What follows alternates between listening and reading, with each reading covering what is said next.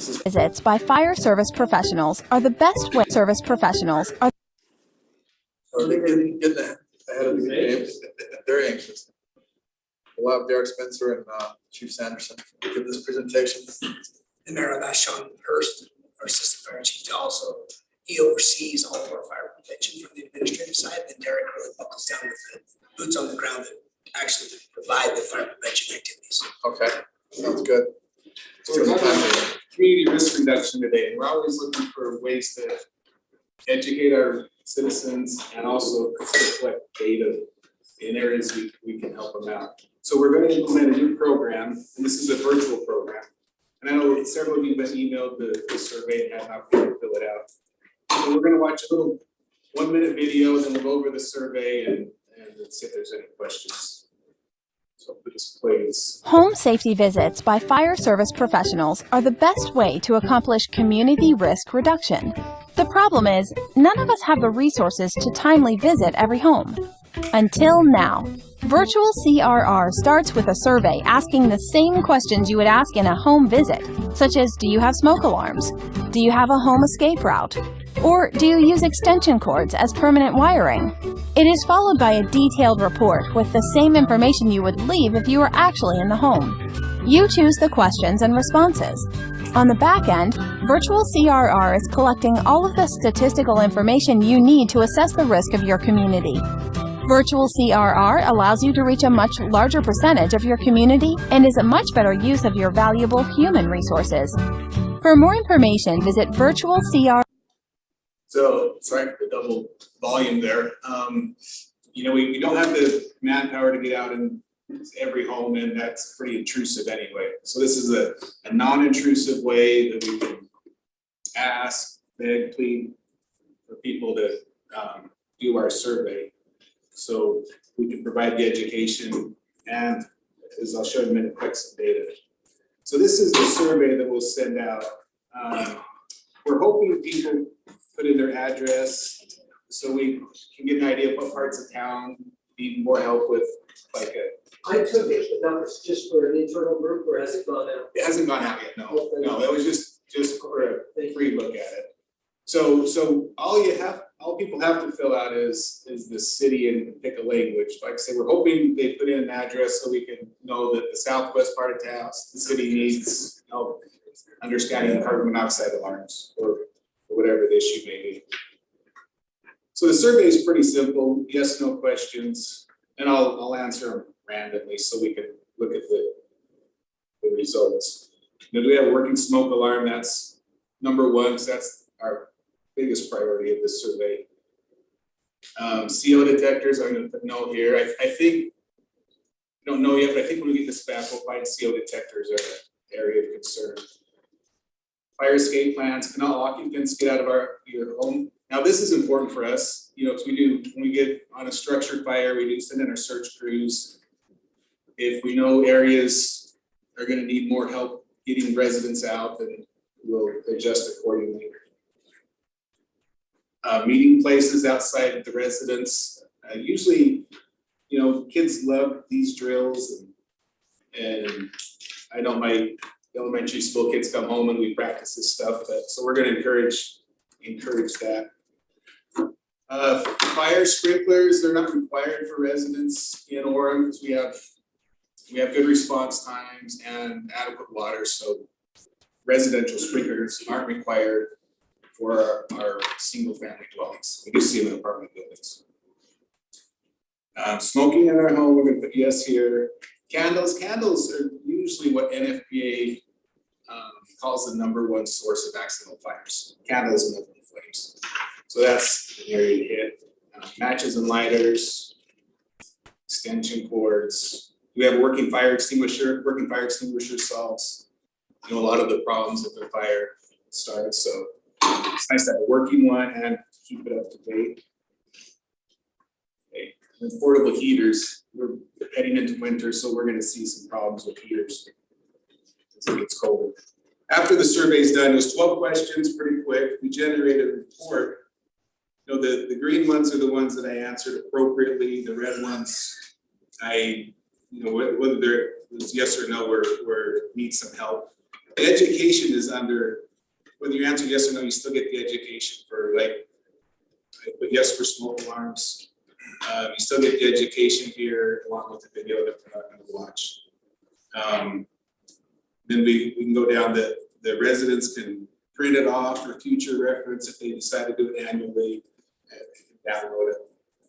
Now, so the primary focus of this is to get education out there. You know, if you do the survey, you get the education, and hopefully people are inspired to change the batteries in their CO detector or get a fire extinguisher service. On the back end, we get to look at the data. Now, so this data is not accurate, right? It hasn't gone out, so this is just people trying the survey.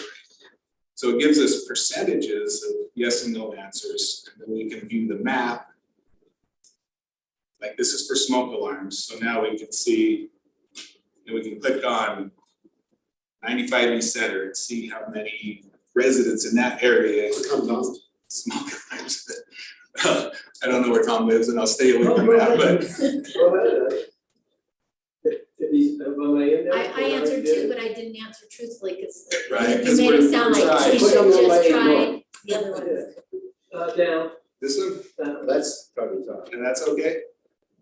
All right, so, Check on the other one. Yeah. That's me. That's, Right here? Okay, so you both Yeah, have look at that. smoke detectors, right? I'm the one up above, right there. Okay. So we know 3 city council members are affected. Yeah, right there, right So I there. must be So, the other one. so this is a way for us to look at the data and, you know, encourage people. We go reach out to elementaries and other groups to, hey, your part of town needs help with the fire escape. And my guess is virtually no one has a sprinkler system unless they're apartments that Apartment, and we have a, some nicer homes. yeah, we have a few nicer homes with sprinkler systems. In unincorporated county, it's required. I counted my outdoor sprinkler system with that. You know what, we're paying almost no attention to that question, so you can count whatever you want. I like the videos, because I did go through, I answered questions, on purpose to see what result I would get, but very instructional. They're good, aren't they? Nice and short and concise. So it's a program in a nutshell. We're gonna try to send it out over social media and other avenues, but And is there a thought of, you know, if you fill the survey out, can we get a something? not yet. 40,000 people. Obviously, but maybe you get a CO detector from Honeywell. Or enter Oh, yeah. Drawing. a drawing. Drawing, We there you can't do that CO2 drawing. Can't. You can certainly explore those avenues. Yeah, that'd be fun, we give out a fire extinguisher, the CO2, and a Yeah, couple of things. Yeah, do some drawings. encourage some participation. I mean, the big factor with this whole thing is the only way, and Chief Hurst was instrumental in our ISO survey to reduce the insurance rates for residents. This is a key component that we failed at miserably, is that community risk reduction. And so by implementing this program, which we own, which we control, and we can change the questions based off of whatever from our service line changes. It's just the best way for us to reach as many people as possible. But I do like the ideas of creating some incentives to encourage that. I asked Eric to show you this map because I feel like this could be a sticking point for some of the people that you may run into or have questions about. What are they doing with my address? So I wanted to be transparent, and then we can click on it. Fire department can see it, but there will never be anything done from a retribution or violation perspective. We have no legal bounds to enter anybody's home. This is all a safety protection for them, and it's a gathering statistic for us so that we can educate specific areas within our communities. And so if you get that, what are they doing with an address? Much different than the business model that we said, where we show up and inspect businesses. We don't have that same luxury or ability with a private resident. So we don't want them to not share their address, but And we clicked Orem, Vineyard, and Linden because we provide fire service. Right, yeah, it's going up now with 3 cities. One thought, and it might not apply because it's fire, but if you're talking about safety, a real common thing that seems to happen is people's water heaters, the bottom falls out of them, and it floods their basement. And you can kind of solve that, I mean, by maintaining the, what does it, is those little alarms, it costs $10. They go off if your water hits, those have saved save me $1,000. And these are amazing things that we can incorporate into this program because we have the ability. We've purchased it, we own it. We can address anything that comes up from the community in regards to safety, prevention, saving money, those kind of aspects. Can I admit a stupidity? In my younger years, had a carbon monoxide detector. I was so excited, just moved into this apartment. I plugged it in down by the furnace. And that's not where you want it. You want it up in your bedroom, Too close, right? Where the furnace air comes out. So anyway, I think like any program is just gonna get better with time and we'll be able to zero in and provide a much higher level of fire prevention for all three communities we serve. So that's the intent. Getting in front of you, if they have any questions or concerns or recommendations, suggestions, please look Sean, Derek, myself, whoever it is, and we'll put them on our list. There's no reason why we can't incorporate those in another survey or even just a training education. If we can get people to this site, we can do a lot of it. So that's the goal, the intent. Good, any other questions? Okay, well, thank you for that. Thanks for your time. Thank you. Appreciate it. Thanks, Derek. Next up, we've got item number 3. This is Women and Children's Memorial. This is Becca Griggs, Jill Barrett, Sarah Reed, Julie Ellen, Steve Nelson, and John Baxter.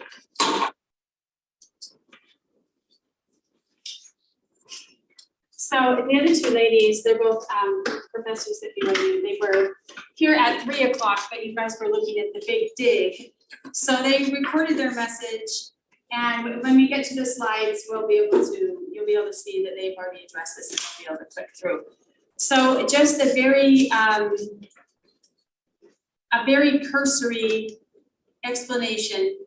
John and I went to a symposium that Becca was presenting with, along with these two females, doctors, and they were talking about the impact that female immigrants have had right here. And they told a story of getting up on 1600 North, and I thought, well, that sounds really familiar. And then Becca said, now I'm driving past Quick Quack, and I thought, well, that sounds really familiar as I live a block from that. And she then proceeded to show a plot of land where a home used to exist. And she told all of us that 2 actually pioneer children were buried there in the dark of night, so that they weren't given away as being part of a polygamy family. And I thought, how have I lived 12 years from this plot of land and not known this story? So then in there, we decided we were going to do something about this and become great protectors. So I'm going to turn the time over to Becca, and she's going to explain who Ava Charlotta is. It was really interesting because in preparation for this presentation that I was giving, I went to the lot because I figured I should know this place that I was going to be talking about. And there was like very little there. There was a sleeping bag and there were a lot of needles that I was really nervous I would step on. And so, yeah, just this idea that this is just this lot right here that's not being used the way that it could. Do you want to? Yeah, Okay. so these ladies will kind of introduce, they'll kind of give a little bit of backstory. Hi, my name is Julie Allen. I'm a professor of comparative literature and Scandinavian studies at BYU. I work really extensively on Scandinavian immigration, particularly Hi, my name is Julie Allen. I'm a professor of comparative literature and Scandinavian studies at BYU. I work really extensively on Scandinavian immigration, particularly Scandinavian immigration to Utah in connection with conversion to the Church of Jesus Christ of Latter-day Saints. I don't think it's widely known, even among people, the hundreds of thousands of people with Scandinavian ancestry, that Utah County was a hotbed of Scandinavian immigration, on par with San Pete or Cache or any of the other really well-known Scandinavian settlements. In particular, Pleasant Grove, Linden, and North Orem were places where a lot of Scandinavians settled and found community here in ways that were really important and that have been forgotten by the public. One of the reasons I find this project so important is because it brings to mind those settlers and their sacrifices, and the way that that knowledge can enrich our community can only begin to be explored by establishing this garden. Yeah, I'm Sarah Reed. I'm a assistant professor in the history department at BYU, and one of the experiences that around half of the population in Utah in the 19th century was being in a household of polygamous families. And when the federal government made that illegal, a lot of people were separated from their families, went into hiding. That's the case in this as well. And that made a lot of women very vulnerable, especially pregnant women. So they couldn't get the help they needed when they were giving birth or when they were pregnant. One of the statistics we have is 40% of women in the 19th century lost one child or more, which is astounding number, right? Child mortality rates in Utah were significantly higher than they are now, but even now that's still a struggle for a lot of people. And when you consider what these people had given up to come to Utah, to come make the desert blossom like a rose, I think it's the least we can do to try to honor their memory, to honor the hardships that they experienced, that women today also experience. It's a way to connect past and present, to turn our hearts to those of our ancestors, and to really honor the legacy that we have inherited of bravery and courage and faith. Okay, so now that you have a little bit more of a scholarly background behind our project, I wanted to talk about who Ava Carlotta Anderson is, this woman that is the inspiration behind the garden that we're hoping to put in. She was born in Sweden, she was baptized to the Church of Jesus Christ of Latter-day Saints in 1881 in Sweden. She was the only member of her family to be baptized, and so she was given the opportunity to immigrate to Grantsville, Utah. She came, there's a really funny story where she promises her sister that she'll never get married because they were going to have these separate lives right across the Atlantic. But then that doesn't end up happening. A year after she arrives to Utah, she ends up marrying William Bjork, which I learned means birch tree. So William Birch in 1885, and then moves with him down to Orem. And it's during this time that she gives birth to 2 sons, but because she does have this illegitimate illegal status as a second wife, she wasn't able to get any of the help in childbirth, which, like Dr. Reed said, made her more vulnerable to death.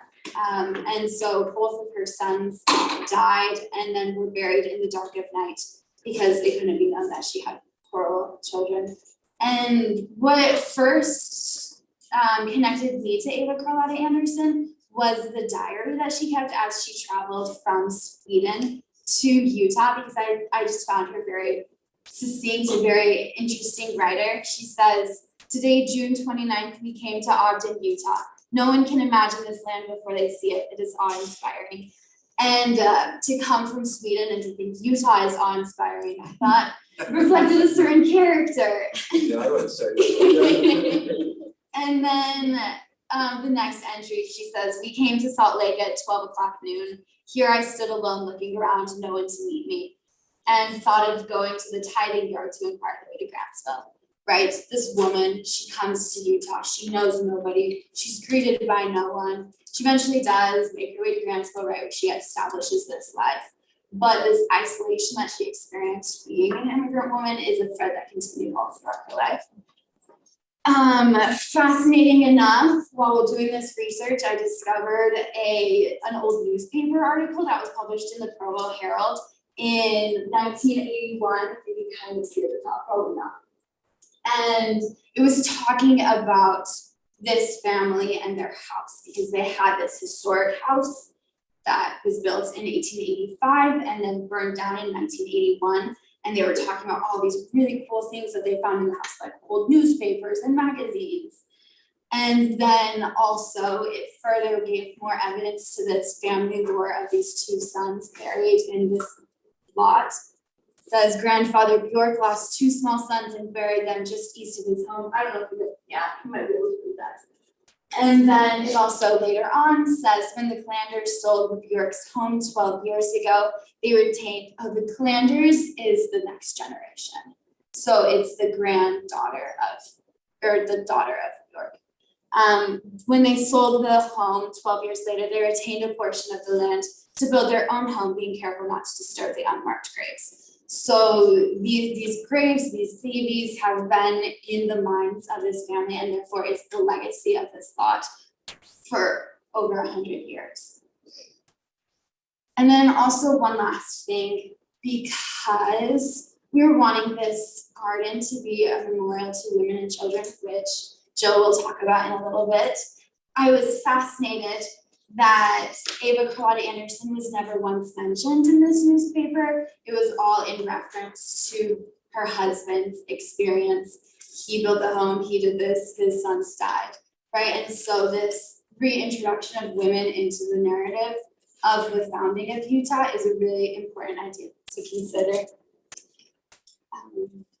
And then this is just a reiteration of what the professors said in the video, that half of Utah's populations were in polygamous households. This is a really relevant history for this area in Utah. And then the pregnant women were especially vulnerable, and this infant mortality was a very, very common thread throughout this entire generation. All right, so these are historical photos of the lot that we're talking about. The lot is only half an acre. It's 0.577 acres. In 2015, the lot was purchased by Orem City, and Orem City still owns it right now. As you can see, it is unkempt. Sometimes we have a homeless gentleman who lives here. Sometimes we have shopping carts on the land. There are needles on the property everywhere. So first of all, it does need to be cleaned up, but I can't think of a better reason to be doing this than to honor these two boys and all women who have lost children and who in the future will lose children.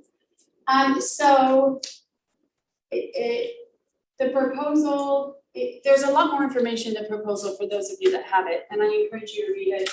A team of BYU undergraduate and graduate archaeology and geology students under the direction of 2 geology professors have volunteered to come and find the graves with lidar radar testing, and they have graciously offered to do that for free. They are in works right now with the city manager to get that completed, and they will provide surveys of the reports upon completion. So I hope that we can find the children, but I want to make it very clear that whether we find the children or not, there is enough evidence to show that they do exist there.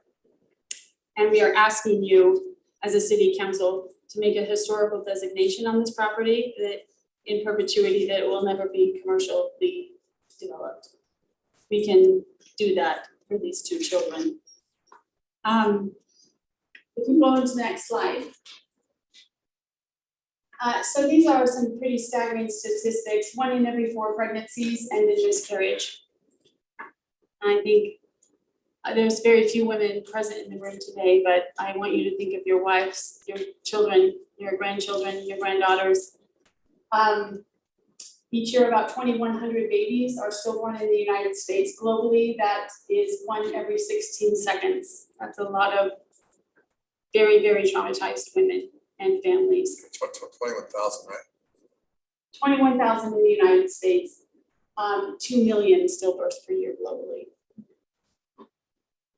And they go on to say, the WHO goes on to say the World Health Organization, losing a baby is still a taboo subject worldwide, linked to stigma and shame. Many women still do not receive appropriate and respectful care when their baby dies during pregnancy or childbirth. The National Institute of Health, I encourage you to get copies of this slide presentation if you can. There was quite a bit of talk about what happens in the psyche and the future dreams of parents who lose children in infancy and also in youth. One thing, a few that I find very interesting and traumatizing at the same time, it says, when men and women relate to child conceiving and child rearing roles as central to their existence, to have a child taken away might feel like part of your existence is actually removed. The parent-child attachment bond is integral to the identity of many parents and children. It's the major organizer of the individual parent's positive sense of self and significant relationships with others. We want to provide this garden, not just for those who have lost children, but for those who will lose children, because statistically, there's going to be a lot here in Orem. I have 2 sons. I'm really lucky, but I lost 3 others. And I lived in Washington, DC, Dallas, and here when it happened. I had nowhere to go. So I went back to work. And I know that we can do a lot better. We should do a lot better for the next generation. If they think their only option is to go back to work the next day, that they don't have a place to grieve or to talk with their grandmother or their mother or their sister, then we really failed as a society. So let's go on to the next. Becky and I were at the property a few weeks ago when the professors were doing some initial work. And the gentleman from East Hardware right here, he started conspicuously walking around spraying weeds that were not actually on his property. And it became pretty clear to those of us that were there that he was snipping his future property. And as it's come to find out, he is looking at acquiring that, doing a land swap for this land here, for this land. I find that appalling, first of all. And so I went home that day and I started writing pros and cons because that's what I did in real estate. So I worked in commercial real estate in Washington, Dallas, and here since 2002. I woke up this morning and I thought, you know what? You guys are grown-ups, you don't need an argument. What you need is a cause. So today, instead of telling you the pros and cons, I'm going to tell you, from my perspective, the value of what lies in this project. First of all, you have 2 children from a pioneer era. There's enough evidence to prove that they're there. You have a team of professional BYU geologists who have offered their service graciously for free to do this. You have a chain of title that we know of the property. The property is now owned by Orem. Like every major hurdle that you could ever accomplish or face in a commercial perspective approaching the city, you've met all the hurdles, they're done. So the value is, I hope that you look at this as a very singular, extremely rare situation that lies before you to do something really great. In my time in real estate, I've never seen a property proposal like this. I've never come across something like this. It's only 0.5 acres. One doesn't stand to make any money off of it. And if the historic commission comes up with a memorial that is significantly more than what the city is willing to fund, we're happy to go find private investors. We want this property to be special. And we're asking you to set it aside to be different, to be off limits to commercial development. If you want to go visit the property, I invite you to drive there. Go look, go see how drivers treat each other while they're waiting in line at Quick Clack. Look at the traffic in this half a little block. It's atrocious most of the time. We can't put anything more commercial here. It's just not feasible. I live a block from this and sometimes it takes me 2 or 3 light cycles to reach State Street. And that's pretty unacceptable to me. Are there any questions, any comments? One last thing, I feel like this is just such a phenomenal, like just a pretty simple way to live up to this motto of being the family city, right? If you have this memorial here in order to recognize and honor the women who have sacrificed so much, their lives, their happiness, their children in order to build these families that we now herald from. Yeah, so Joni Mitchell in 1970 wrote a song called Big Yellow Taxi. It's a super popular song. It's been recorded by 600 other artists because the message is important. Those of you might already know the words. don't it always seem to be that you don't know what you got till it's gone? They paved paradise to put in a parking lot. I hope we don't look at developing this and in 5 years realize we blew it. We had something really great, we could have done something great. I don't wanna be the ones to say that now we know what we lost, because it's gone. Like, let's do better. So, a couple comments. One, that is such a noisy, awkward place to pull in and out of. What if, definitely you put a monument there, because you've got, those two little boys represent all of the children you're talking about, but I wonder if the city could do better than that. We could put that in grass and put a monument there to recognize those children. It'd be nice if there's a quieter spot that women that have had miscarriages or whose families could go to. We've got to own pieces like that all throughout the city. I wonder if this would be not to take away from this, because this is very significant, and I think we do ought to have a monument there. But Lene and I were talking about this the other day. I stop at the monuments. When you drive to southern Utah, I stop and read about the Indian Wars and read about all this stuff.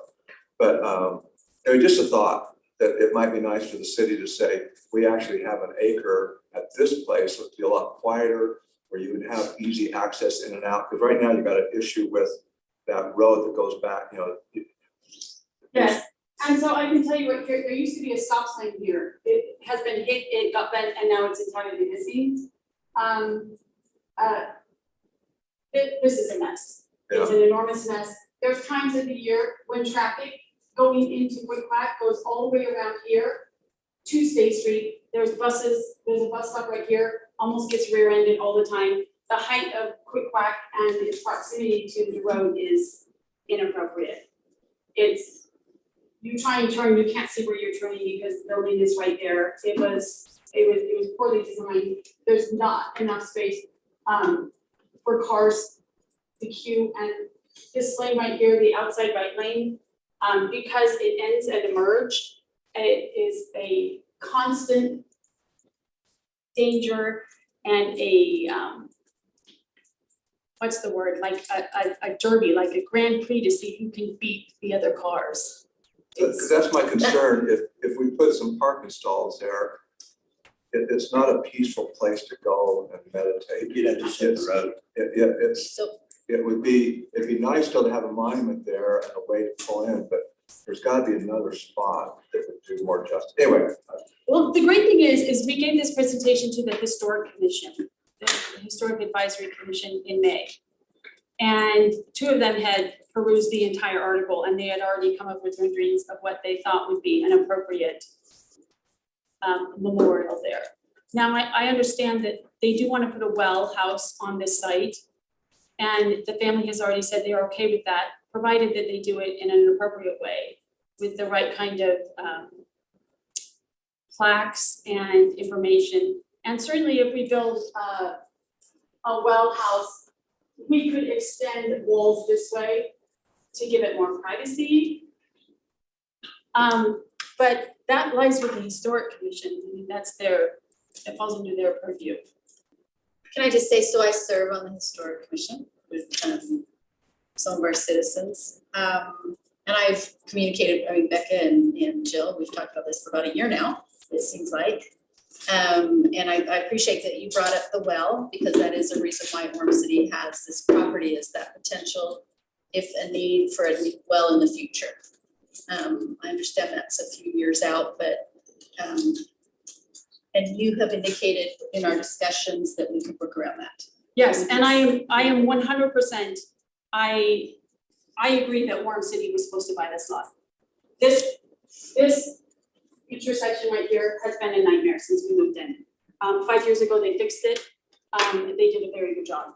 Yeah, because I'm in that queue lane, because I turn right just up the street there to get to my home. So I actually have that experience of always, at least once a week, possibly rear-ending somebody in front of me because they stop real quick to turn into quick back. So that is on I will say we have had communications with our traffic engineers. That is on the list to kind of take a look at that and see if we can close that down or remedy that situation with more. It's a mess. Yeah. I just want to speak to your presentation. I really love the words that you chose today, where you said, shows the bravery, the courage, and the faith of this woman, and all women. And I don't know how many of us are here, right? Like you said, this is probably 80% men in this room. But there's a I woman connect. behind every one of you, for That's sure, exactly- because of a woman. That's exactly right. Well, and their wives, right, and daughters, and I had 5 daughters when I was careful. right. No, I'm not even criticizing at all. Hey, it I'm takes saying- You're exactly right. I'm saying that the connection to this, I think everyone could connect as a woman. I'm not saying you guys would connect as a woman right now, but think of your, like you say, your spouses, your daughters. I've experienced some of these things in my life. I've lost an infant child. And I agree with you that community does not exist. That support, I mean, there is support. I don't want to downplay. I received a lot of support, but I think this is a more visible support of that. I would love to see some pink rose hedges, around this property. Just even a little, I don't see it as a place where we'll have people come and play. It's not that large of a plot of land, but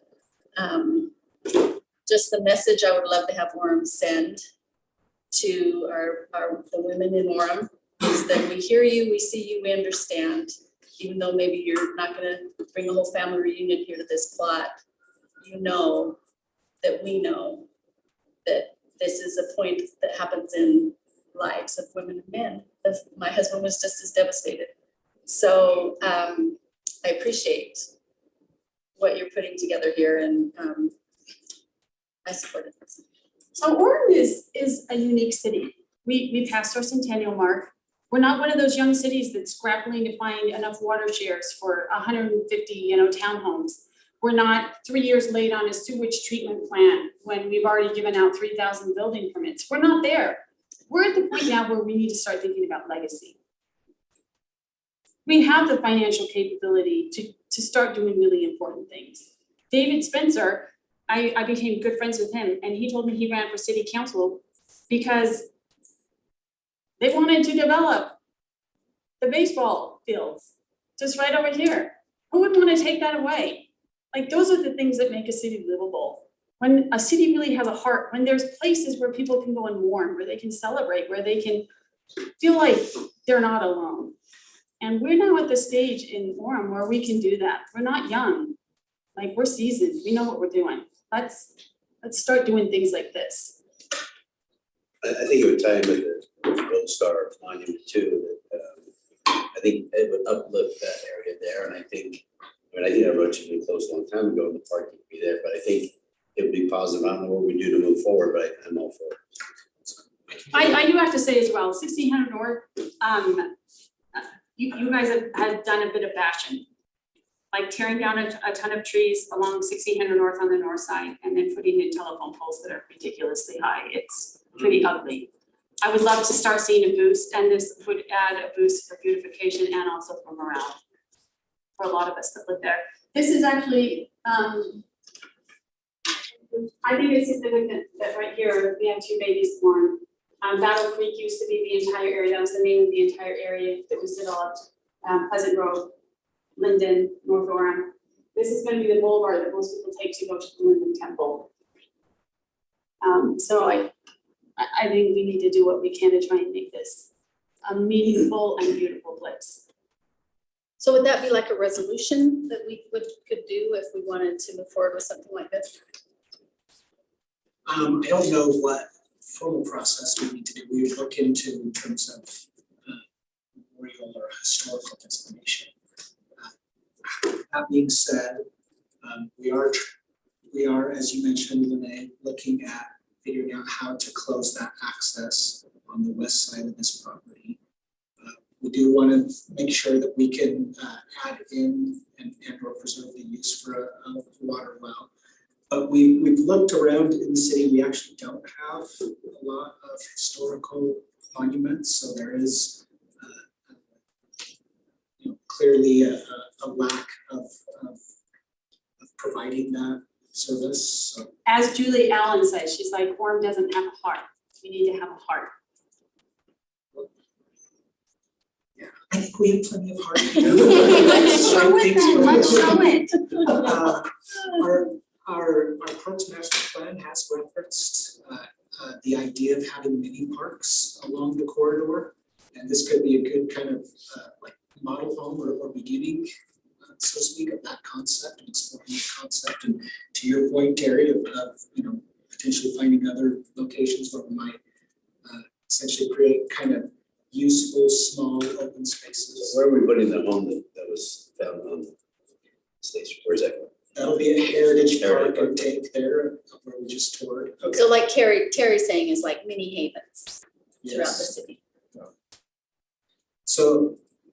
So yeah, I think those are some of the, I guess, additional kind of contextual reasons that we've been talking about internally that support. So you know that finalize next city council, we get. Well, that's why we bring this to a work session to solicit your input and then receive that and move forward.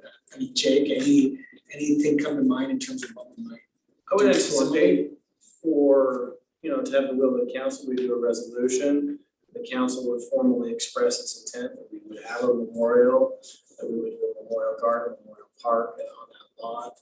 It's also expressing the intent that we want to have the street closed. And with that resolution, staff would then start moving forward to see and develop the council's will there. I would anticipate a resolution would be the first step. So I propose the resolution is bigger than that. The bigger the resolution is, we as a city council want the city to look at parcels that might be used for memorials or other. So just not that half acre. I'd like to see that expanded. And half of our voting population is women, I believe, last time I checked. So it'd be kind of nice, that's a great one. And again, to Dave's point, I mean, I think we have three immediate things that we can work on. So this one here, our Gold Star Family Memorial Monument, and then our Heritage Park. And then the resolution, Terry, I think it's more if we could say other, city-owned properties, maybe we list and say that potentially. Let's see what there is. Yeah. I agree. Because this is really tough. If we put some parking stalls there, we've got a well there, we've got the traffic, you try to get into there from the north or from the, or to make a left turn into there, you can't. So it's a So start. are you talking from like as a park, or are you saying you don't want the memorial there at all? I would like a memorial there, but I think it's gonna be a real pain for anyone to even get into it and walk around it. It'd be nice to have it there, have the people know. I'd like to have another spot that's a bigger deal that is honoring women and pioneer heritage. And we've got a great pioneer heritage in Orem. And maybe this is a smaller sub-park of that. Yeah, I don't want this to be the end game. I want this to be a start. I'm glad to start the conversation. Definitely a memorial for these two little boys, but those two little boys represent how many hundreds of children that were buried. So that's what I'd like to see. So maybe like a little gazebo or a memorial. Yeah, I want both, but I don't know if there's a lot of access to that, like for people. It's just gonna be tricky getting in and out. That's. The nice thing is, it's on 1600 North, so depending on how you put it together, it could be really visible. It could be a good reminder and people see it all the time. Yeah, I like that. Statue? Many parks are Statue intended to just beautiful. kind of more serve the immediate area. And again, if you think about it, in that general area, there actually isn't a ton of open space. So again, from that perspective, the purpose of a mini park needs to that end, but like you're saying, Jerry, a mini park isn't intended to be the end all say all. It's ideally would be part of, I use the term kind of model home where if we do it right there could be other places where we might expand on the concept.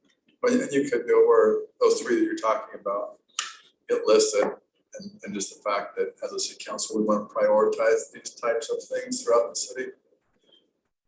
You did a little bit of research on how many monuments, we have the open map. There's a mammoth monument in southern Naples. Yeah, and that's just a marker that would have a good thing to do in the same spirit. Yes. There's a few kind of historic locations that should be a little bit more than they currently are. So that could be another next step, we look at those few existing ones and see if there's ways to kind of, again, expand on this concept. I mean, we are building sign or entering our city, we're having a nicer sign, so I think that speaks well, I need to look at all that. And I was just gonna say, how do you memorialize what we're talking about, but also consider prime real estate, commercial property for tax-paying businesses that generate our future as far as recognizing the need here. I mean, so I get it, but I think that has to be taken into consideration. well, I Prime think, property for specific projects. I think what they've kind of addressed that though here, I mean, I live there. I know what she's saying when she says 1600 North cannot take another commercial strip mall in that area. There's just, I don't know how you, Having listened to hundreds and written hundreds of proposals in different cities in the different places where I've lived, I've never seen a project like this. The opportunity to have two buried children that we know about with enough verifiable evidence. I just don't think, even if I stayed in real estate for another 100 years, that I would ever find an opportunity like this, and you wouldn't either. You can reach out to other cities and ask, but this is just like, almost like a gift wrapped. I don't know any city that would turn something like this down. and really you're speaking highest and best use, right? That's the real estate principle, but we also understand our parks and are in some areas, there is a higher and better use for those areas, but we keep them as parks because the best use is the use of our citizens. And Joni Mitchell actually said, now 50 years after releasing that song, she said that she's actually received quite a few emails from different cities. The impact that song had, that they've actually taken down a lot of parking lots to turn them back into parks. I think that speaks a lot towards the human. Can I say one more thing? Just in the design, who knows, our historic commission will probably be heavily involved in that. But to Terry's point, I just see a lot of, not just a marker like Miro has, but a little more femininity, a little more tip of the hat to women, so. You always do that? I don't tip my hat to women. I said you always do that. Yes, So here's my feminine side, I used to have those pink roses like they have in Provo Temple. those are gorgeous. Anyway, so. Well, this makes a lot more sense than putting up a 3-story apartment building. Amen. I mean, the traffic here can't take any more cars. Have we discussed the well Yes, for this location? And that would need to be about 8 to 10,000 square feet, and it needs to be secure and blocked off and can't be integrated with the park. And my second question was, is there evidence that there are bodies there? We're gonna find that out by survey. Because we've dug down 20 feet there throughout that area by one of the relatives, we don't find anything. And that's in the proposal. Okay. That they dug, that they didn't find anything. We're going to find out from the team of professionals. they just did a preliminary setup of their machine, right, that day we were there. Yeah, so I saw the report that was done by SWCA years ago, and it was sorely insufficient, right? Maybe I was told they done a ground penetrating rate.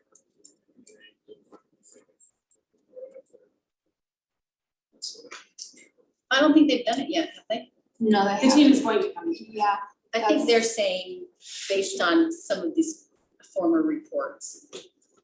One other point to bring up is this land was purchased with back transportation rates, so if we put it in another one, we may have to reimburse back for that. It's not transportation, but we don't know that yet, I have another conversation. So just so. And that includes paying well, so. A lot of fun. What would a transportation need be? I don't know, that's a good question. We had to buy it, so we had to buy the 16th road, and we put the road there, north, south, northwest, on the east side of that property. Is it in the deed? I mean, is it connected? Like, I know the there is land like by Nielsen Park that it's connected, we can't do anything with it unless it's transportation. Is that a stipulation in this land? That's what I've been told. This was originally bought for the intersection point. So we actually surplus this land for sale 4 years ago and took offers on it. We didn't get a good offer at that time for land, so money had to go back. So because we didn't want to maintain it.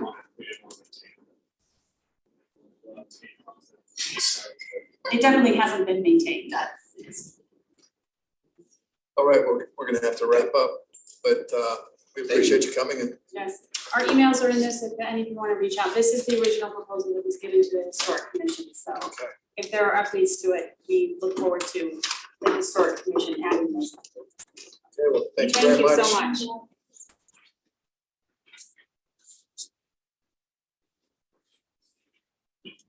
So as a follow-up to this, we'll leave that for the staff to keep following up on this and taking us further down the path.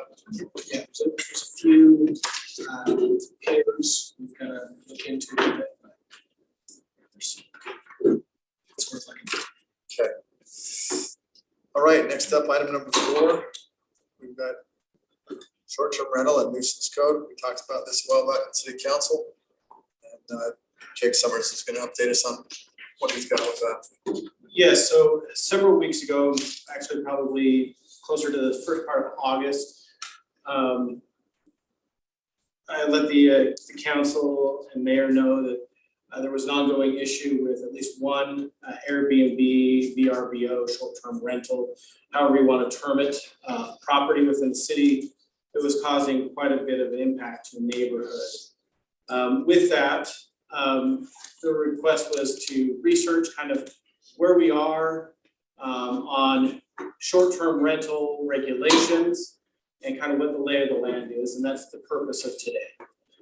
So really, Utah State has not passed any sort of prohibitions on municipalities' ability to regulate short-term rentals. The only prohibition they have is that it prevents us, there's a lot that prevents us from using a short-term rental website as the sole basis to enforce a short-term rental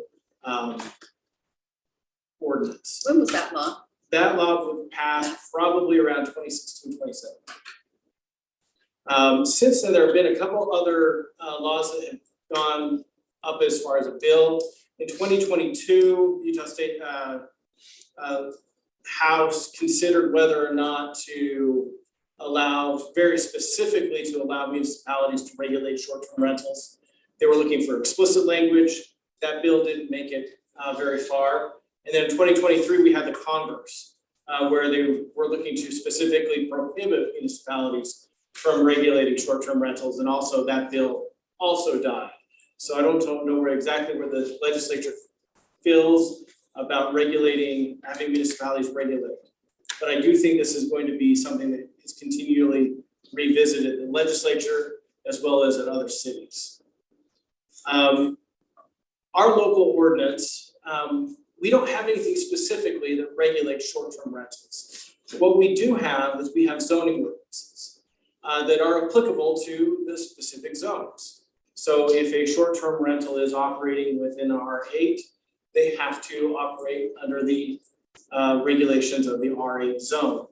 One of those would be a single family definition. So if a short-term rental is renting out to multiple families or multiple individuals and they don't fit the single family definition, then we could enforce violation of that zoning ordinance.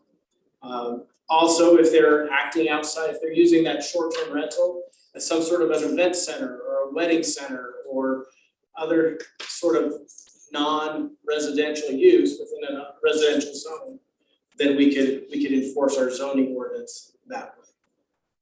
And we have been doing that. So we are responsive to residents' complaints. So as neighbors see Airbnb or VRBO or short-term rental operated in violation and it's brought to our attention, city staff are responsive to those complaints. They have our neighborhood improvement team goes out, they're the primary investigators. They would work with the neighbors to gather information. Based on their investigation, they would then determine whether or not to cite, issue an administrative citation or administrative summons. And then there would be an administrative hearing to enforce that use. But aren't those people gone by the time any of that happens? Well, so we wouldn't be going after the renters per se, we'd be going after the property owner, because they are the responsible party for that property. So where are we as a landscape as far as regulation? Generally, there are 4 different approaches to regulating short-term rentals. Quantitative restrictions. You're trying to restrict the number of times a property is rented within a calendar year, or you're limiting the number of people that can occupy that short-term rental. There are locational restrictions that we're looking to regulate or restrict a short-term rental operating within a specific zone or within a specific designated area. Density restrictions, also looking at how many short-term rentals are perhaps in a neighborhood or how close they are to each other, and trying to make sure they're spaced out so there's not a heavy impact. And then there's also qualitative restrictions. And those would be more, we're looking to have a licensing program to make sure that we have good operators of short-term rentals, that their fire code safety or building code safety issues are taken care of. So those are the 4 different regulatory approaches to short-term rentals. As we look around to other Utah County municipalities, Provo has right now pretty much a ban on short-term rentals within an agricultural or residential zone. So a short-term rental could operate within a commercial zone, but it couldn't operate within a residential zone. Pleasant Grove has not yet addressed this issue. They've had the issue pop up on their planning commission agenda a couple times, but that agenda item has been continued indefinitely, so there's been no action yet by Pleasant Grove. Lehigh operates a licensing program, and within their licensing program, they've adopted several requirements that I think would meet some of the concerns that I've heard from individuals. It addresses off-street parking. It restricts them from 600 feet of elementary, junior high, or middle schools. Puts caps on the number of individuals that can be rented to at any single time. And then they've also adopted a quiet hours time frame. American Fork has adopted a business licensing program with similar restrictions. There also has a caveat that it has to be owner occupied. Some cities have adopted this requirement, and the idea that if the owner is still residing on the same property, then there's going to be less problems if the owner is not there. Spanish Fork has not adopted any regulations. Rather, they just have adopted a transient room tax to make sure that they collect any taxes on these short-term rentals. Looking at throughout the other area of the state, Sandy City has a licensing program, but they've also adopted a geographical cap. So again, they've broken their area up into neighborhoods, and they say no more than a certain amount in this area. Torrey, which is just outside of Capitol Reef, if you're not familiar with the city of Torrey, they have also restricted specific uses, saying you can't rent it out for weddings, bachelorette parties, etc. Ogden, they've taken a licensing approach as well. They've also done a geographic limitation as well as other restrictions. Logan's is interesting in that they have a licensing program, but before you can even apply for the licensing program, you have to get a conditional use permit to operate that short-term rental. And they've also placed a per capita limitation. So there can only be 3 short-term rentals per 1,000 people population for the city of Logan. So they've adopted kind of a hybrid that way. And then Washington County, they've adopted a lot of restrictions, but they've also put a size limitation on that short-term rental based on the lot size where the short-term rental is located. So you couldn't build a 5-bedroom short-term rental on a 0.1 acre lot. It would have to be sitting on a 1 acre lot. So various different regulatory approaches. Now, it's not all sunshine and rainbows when you adopt regulations. New York City has adopted pretty much a ban on all short-term rentals. I think they're in the midst of being sued by various short-term rental groups. And then it's also caused kind of a black market approach to short-term rentals, where owners are renting on social media or other websites that are lesser known as a way to circumvent and get around these. Again, there is also some value in having short-term rentals. We may not be a tourist destination hub like a national park, a city that sits right on the outskirts of a national park. But there is tax dollars that are created by short-term rentals. So that is something to balance as this council decides whether or not to adopt any further regulations on short-term rentals. So really, ultimately, in abbreviated sense, where do we go from here? There are various considerations to take into account that the council should mull over and consider. As the council makes those decisions, we would hear any feedback from the council as far as making any drafts or any decisions moving forward. I'm happy to make this presentation available to the council for your own personal time to mull over what regulations you see appropriate or not appropriate. Based on that feedback, we could draft any sort of regulations the council desires. Any questions? Yeah, I just took a quick VRBO search and found dozens in Provo that in theory don't allow that kind of children in residential areas. Correct. So even if we pass something like this, enforcement would be a headache, is my guess. Correct. Okay, and you know. So wait, why would it be a headache? You just say, hey, you're disobeying the law here. Yeah. Shut you down. You'd have to go to dozens and dozens of these and hope they'll take them down. I don't know. So I don't know that we can kick them off the VRBO site. So the way Provo has kind of addressed this issue is we couldn't go to VRBO to get a listing because that state law precludes us from doing that. But what they've done is they've adopted some language saying if there's people that are renting a home and they're staying less than a certain amount of time, then that is deemed a short-term rental. And so they would be using their neighbors to say. So you can't go to this site and say at X north and something east, there's a site. We would be relying on resident complaints. Okay. Yes, right. Is it true that if there is a short-term rental, we would do it?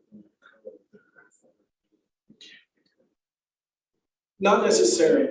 There would be some ways that we'd have to draft our regulation to address those issues. But yes, what Ryan is speaking to is if you are using something in a conforming way now, and then we adopt a law or regulation, then they would have that legal non-conforming use. So we would want to address that as we adopt any sort of regulation scheme. Okay, any other questions? What do you see the timeline for this? Really, it depends on the feedback that we get from the council on what regulations, if any, the council wants to proceed with, and then the timeline for adopting those. And then are we aware of any legislation in the upcoming session? Has there been anything? And I've not heard anything from the Utah City League of Cities and Towns. I've not heard anything yet. So how do you want to go forward from here as far as the time wise?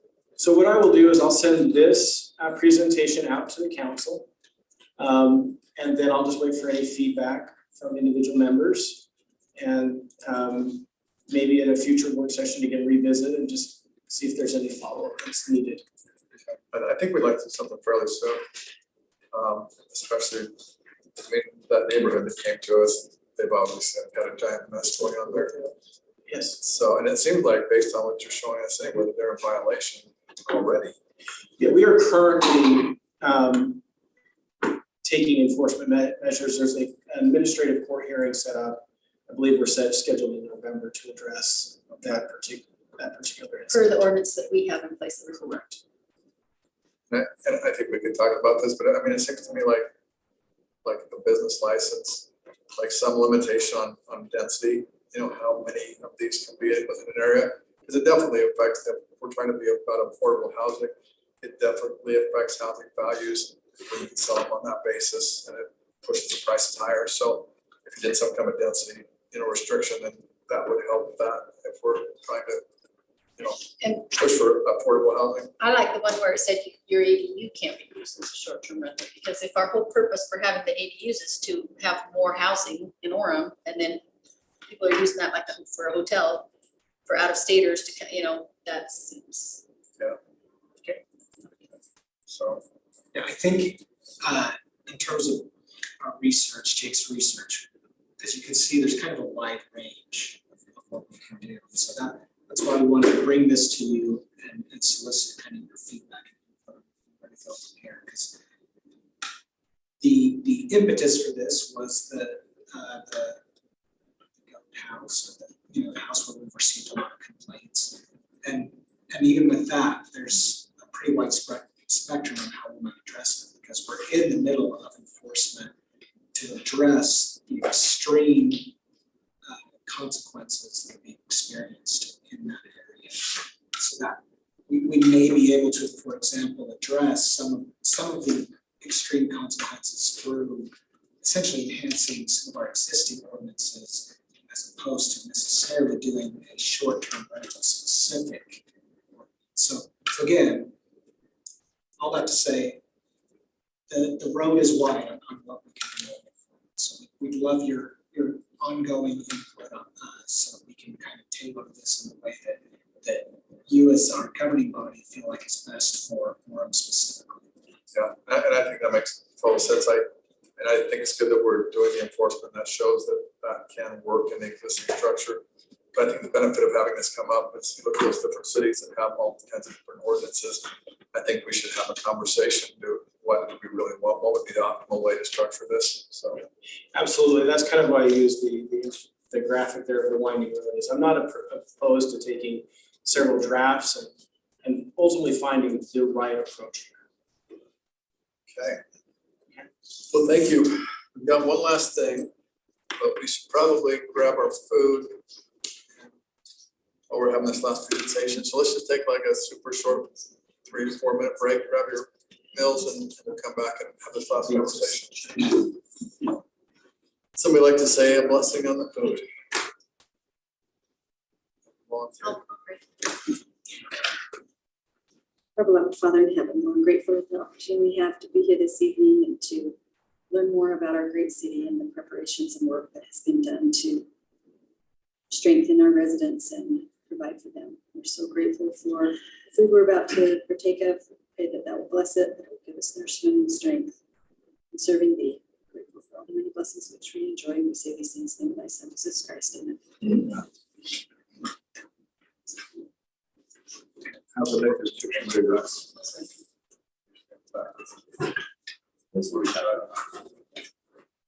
And then bigger, but it still keeps the space. I don't have to make that help.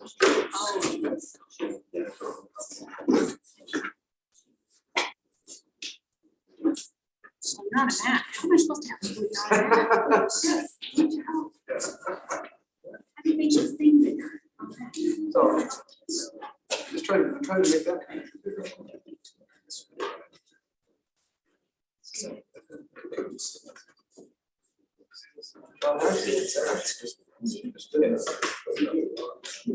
You just split it up. I moved this. Okay, well, there you go. So you guys. Okay, so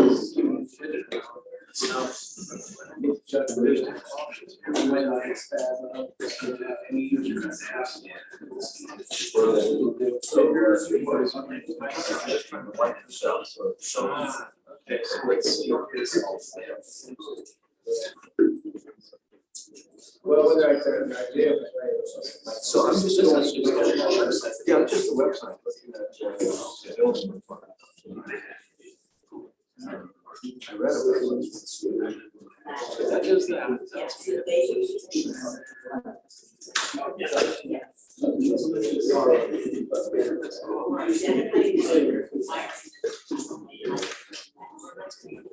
We're not.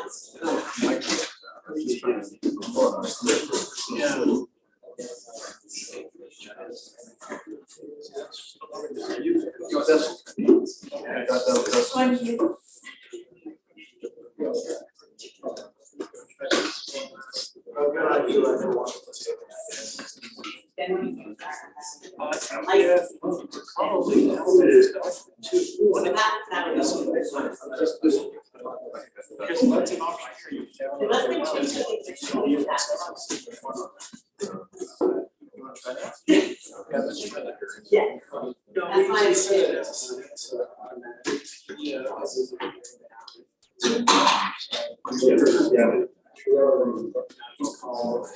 Hey, how you doing?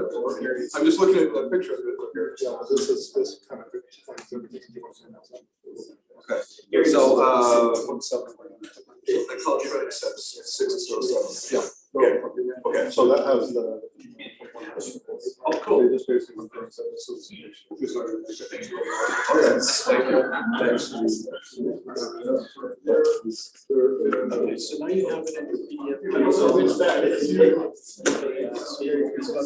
Yes.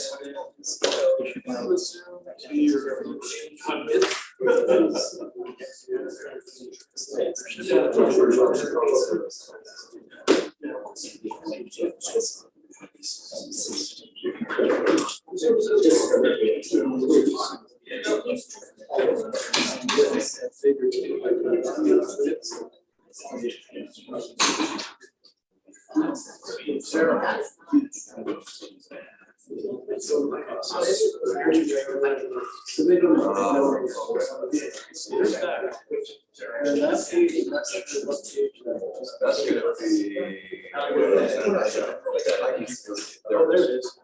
There it is. Okay, thank you. Yep. So much. Okay.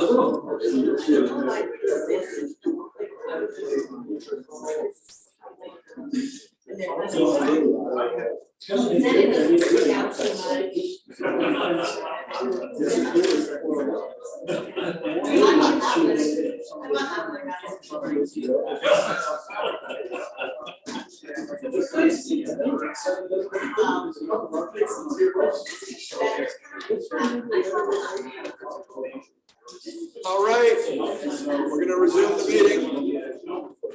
I'm here. Ready? You need your gavel. Okay, we're ready to resume. There you go. All right. We gotta keep moving or we're not gonna make it. So we're gonna move forward with item number 5. And again, this is gonna be Jay Summers, Deputy City Attorney, to lead this conversation. So Jay. And I am mindful of the time, and so I am gonna talk fast, just like the last presentation. don't be afraid to raise your hand or say, stop for a second. I'll answer any questions along the way. So this is a proposed resolution in support from the council to display the United States national motto in our city council chambers.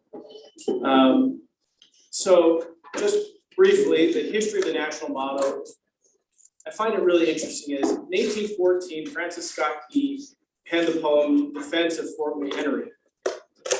That's more widely known as the Star Spangled Banner. And in the fourth verse, it reads, "That this be our motto, in God is our trust." So that was the first historical reference to "In God we trust" as a motto. During the Civil War, the 125th Pennsylvania Infantry assumes the motto, "In God we trust." And there kind of actually became this rivalry between the Confederate and the Union about, whose side of the war has gone on. And so different infantry groups, different states started adopting "In God we trust" or variations of that. Salmon P. Chase, who at the time was the Secretary of the Treasury for President Abraham Lincoln, presented a proposal in 1863 to include the motto on "In God we trust" on US coinage. But unbeknownst to Treasurer Secretary Chase, in the 1830s, Congress had enacted a law that said, really limiting the ability of the treasurer to put anything that Congress didn't deem appropriate on coinage. So they actually had to go back and pass an act. And so that we got the Coinage Act of 1864, which then authorized the Secretary of the Treasury to include the motto on 1 cent and 2 cent coins. During that same time period, I didn't include it here, but the $20 bill, which was a high level of money back in that time, also got it printed. But greenbacks, as they were called, printed money wasn't regulated by the Treasury the same way that it is now. Different states, different banks issued their own paper currency, so you had various versions of it. The last act of Congress prior to the assassination of President Lincoln was a bill which allowed the U.S. Mint Director to place "In God we trust" on all gold and silver coins. So that's where it gets its kind of its footing in history. And then we go quite a ways. We go up into World War II. And at the end of World War II, the 84th Congress passes a joint resolution declaring "In God we trust" as the national motto. And it passes unanimously. And President Eisenhower signs that bill into law. So this replaces the informal de facto motto, "Pluribus Unum," and as it currently reads, U.S. code reads that "In God we trust" is the national motto. This was reaffirmed by the U.S. Senate and commemorated in 2006 by the U.S. Senate. And in 2011, just shortly after, in 2011, the U.S. House of Representatives passed their own resolution reaffirming it in a 396-9 vote. And I just put those votes there because, again, just knowing what's going on the federal level, I find it still so amazing that we have unanimous bipartisan legislation on this in the 50s, and then again up until 2011, 369-9. Pretty amazing vote. So the displays of the national models can be found in various different locations. This picture on the left here is of the dais of the U.S. House of Representatives. So above the speaker's dais is the frame, is the phrase "In God we trust." In the center on the top is a plaque that's outside the Senate chambers, the U.S. Senate chambers, on the south entrance. It says "In God we trust." Other municipalities and county governments are following suit and adopting this. In the bottom there is the city of Fresno, that under its city's name behind the council dais is In God We Trust. On the top right-hand side is the dais for the Davis County Commissioners here in Utah. And then in Utah, back in, it was Governor Levitt, so I'm trying to remember when Levitt was in office. I want to say 2008-ish. He signed into law legislation that required every high school, junior high, and elementary to have prominently located a display that reads In God We Trust, to have that national monument in our schools, national motto in our schools. And then They can't pray in school. they can't pray, but they can have this reference. And then Governor Herbert signed into law allowing the In God We Trust license plate. And so you'll see those around. So that's one of the official selections that you can have when you buy a new car or register your vehicle. You can have one of those 3 plates. And so the national monument is publicly and predominantly displayed throughout. And I think Councilman Peterson, to go to your question, the legal authority. This has gone before, mostly to deal with the coinage, the printing on the coinage. And the 10th Circuit reads that this issue has squarely, unambiguously held that the national monument, a motto, In God We Trust, does not constitute an establishment of religion under either test for the First Amendment. So it's pretty well settled that the In God We Trust can be predominantly displayed in government buildings on U.S. coinage. And the reason it can be that is because there's a secular purpose as well. There's not just a religious purpose, but there's a secular purpose. And the 10th Circuit has said that secular purpose, it symbolizes the historical role of religion in our society. It fosters patriotism and it expresses confidence in the future. And that primary effect is not to advance religion, and that it does not create an intimate relationship of the type that suggests unconstitutional entanglement of church and state. So there are secular reasons for why we want to have this model display. And the 10th Circuit isn't alone in this holding. This has also been a holding similarly held in the 9th Circuit as well as the 5th Circuit. So what would be the purpose of us doing this? It would be to help solemnize the public occasion of our city council meeting, the public work that we do. Expresses confidence in the future of the city of Orem. And it also fosters patriotism.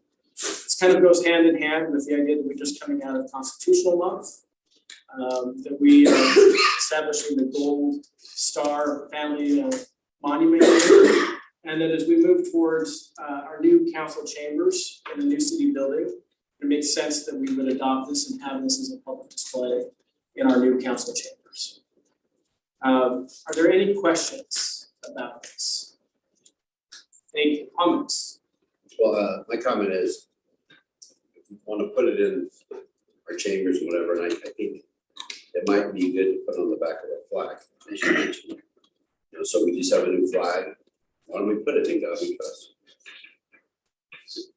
I think it's a smart idea. The flag's not, as Jake said, it's not, we're not talking about it. There's nothing on the back side of the flag. You could have In God We Trust. I mean, it says right there, you can do it. I say we do it. So that's a new idea. What we've at least talked about up to this point is the idea of incorporating it on our medallion. And then also including it in some form of fashion in the Freedom Plaza. There's a desire to look at the flag as well. Just a new idea. Okay. I'm not sure if it would work as far as, because of the transparency of the flag. It seems like you'd have to go like triple thick or something to make that work. Yeah, my comment was not on what it's design. It was, as we were just sitting here beforehand, we wanted to see it on the flag, and I made the joke of, well, there's nothing on the back, we could always put it on the back. I think what we talked about so far is we talked about happening in the city council chamber. We talked about the Freedom Plaza, Gold Star Monument. We've even talked about potentially on the city building. So I think that's what we would encompass in this resolution. But then it would essentially give us the right to have discussions about different places to happen. That's right, the first step. Well, it depends, because we may redesign that logo. As part of it. So right now, everything's in flux. We're just essentially talking about conceptually, if we want to have In God We Trust. And where this is coming from is essentially, I mean, we find ourselves as Family City USA. We're doing the Freedom Plaza, Orem's very patriotic. And this allowing God We Trust. And so we'd have God, family, country would be our 3 core values. That's what this is really about. We would very much go in line with the idea of the Freedom Plaza, fostering patriotism. Yes, and this is just that first step, is just to have this resolution, express the city council's will, that this is where we want to go. And then I think city manager's office and staff will start working on mock-up ideas of how it would be incorporated, how it would be displayed, and seek advice as to how it's incorporated. He's done quite a bit of research on this. And if we go down this path, we would be just the second city in Utah to have a formal resolution. Who's the other city? Duchesne.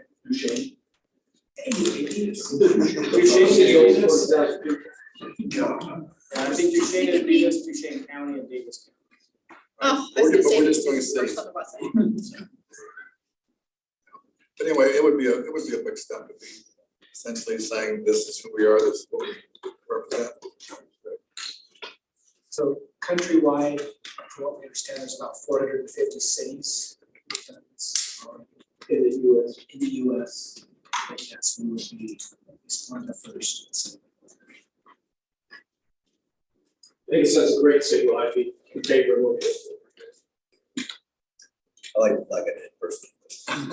Always taking it to the next level. Why not? I like it, I'm fine to carry up. And in your package should be a copy of the resolution, and then a future city council meeting will add that to the agenda. Can we start putting our own money too? That was outlawed a long time ago. That would be it. Only if it's gold or silver. I would not be supported by the federal. All right, well, thank you, Jake, for that presentation. All right, let's run through the council agenda for tonight's meeting. Tom, are you gonna report? Would you like a 2 or 3 minute report, or would you rather hold that? I don't know how tight we are. We're fairly tight, but I think we've got time. Okay, I'll give a quick report. Jacob, I asked you to stay tuned on the first part. One of my committees is the Orem Youth Council, which hasn't been as active this year. We have sent out our invite for our first activity. I don't know if you've been. I did not get it. Okay, so I'll follow So up. happy to be that. We've had, as you know, some changes and some delays in our legal counsel who head up that Orem Youth Council. Looking forward to having that come to me shortly. Look forward to doing that. It's a joy to work on the Heritage Committee, who plans the Veterans Program and the Memorial Day Program. And Peter and Tess are just critical parts, but it's nice to meet with our veterans who are all in on this, who have a perspective that's maybe different than many of us get to when we go to other committees. It's a joy to work with those veterans and watch them plan the speakers and see their true commitment to the United States. It's fun to meet with them. So Tom, Yes, comment sir. about that, the veterans meeting, I think the program's at 10. I think it's at 11 on the 11th. It's Okay. always at 11 a.m. on the 11th. Because BYU has a game at 1, I think that day. I'm sure they'll change it for us. Just call it. Anyway, You're right, that will no doubt, but thank you for that insight. Make sure that our group knows that, but Veterans Day isn't normally as well attended as Memorial Day because it's always on November 11th. Next year, the 11th skips the Sunday because of leap year, so we don't have to deal with having a program on a Sunday. So we've got another 6 years before we have to deal with that. But it's always at 11 a.m. on the 11th of November, on the 11th month. So that that will affect some of your abilities to attend with the BYU game, so thank you for that insight. And we already have a backup plan to have it inside if the weather's like. And then the last one is I'm on the Orem Community Hospital Outreach Board, and they bring in a lot of people. Kevin comes to it from your staff here, and just give us great information about events happening in the community that are typically geared to the less fortunate in one way or another. Their programs that they sponsor, either through the hospital or other good community events. So those are the three areas that I report on relative to Cleveland Mayor. Okay, thank you, Tom. All right.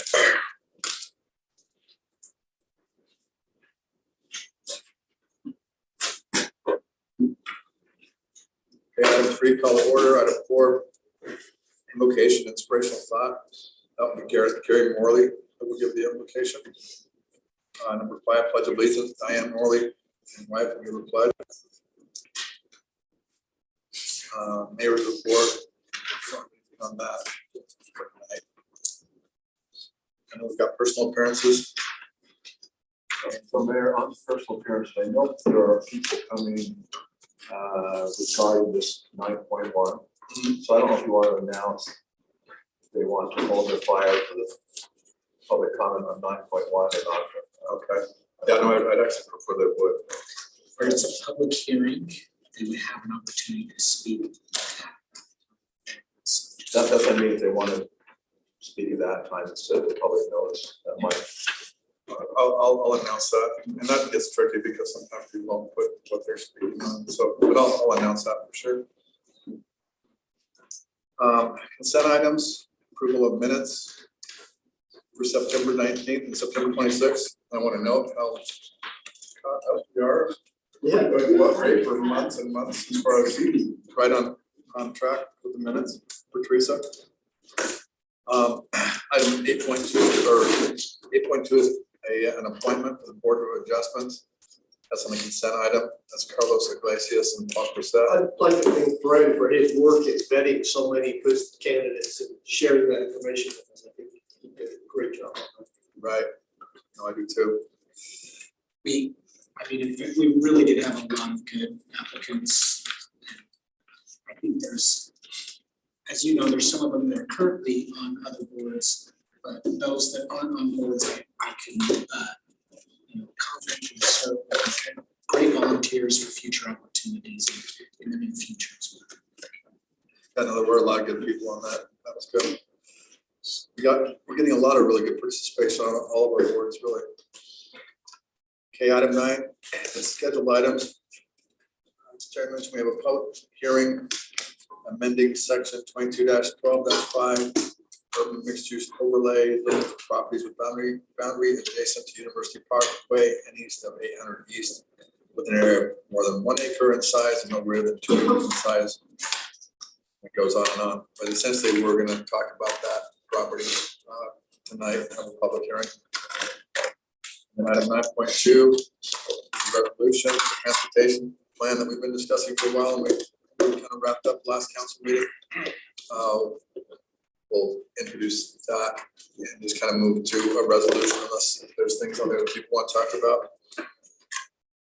Item 10, communication items. Item 11, city manager information items. Do you have something on that, Brent? Just a few. Okay. And then we'll adjourn. It should be a pretty straightforward meeting tonight. So with that, we'll adjourn from this meeting and go to the next one. Thank you.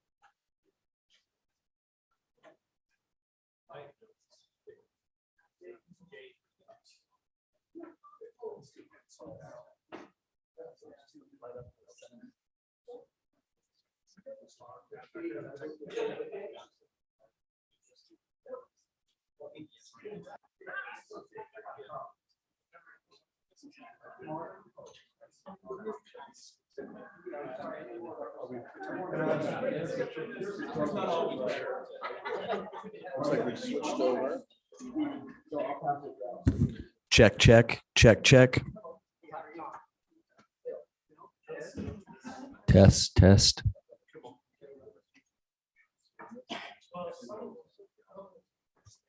Test, test, test.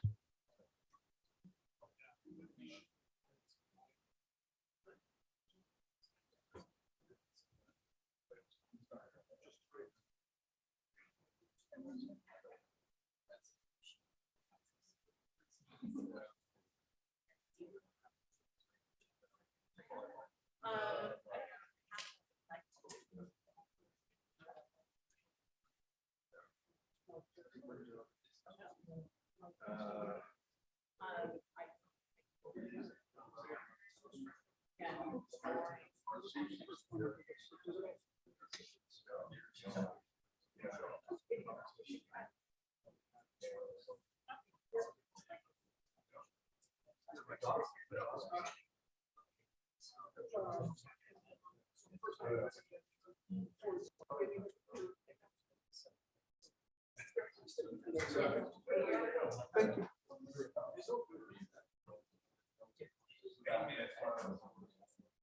Am I also allowed to record myself?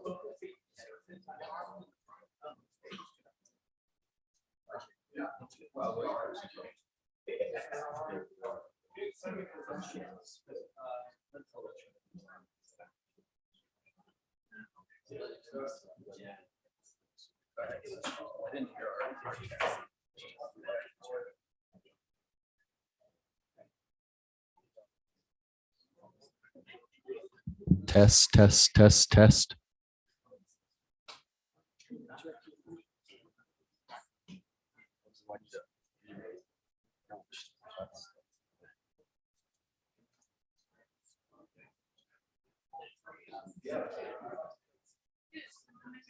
I can't tell if it's in here. Shouldn't be all right. There's no way for it to be powered down. Yeah. Oh, there we go. Got it. It's more delayed now. It's beyond 30 seconds.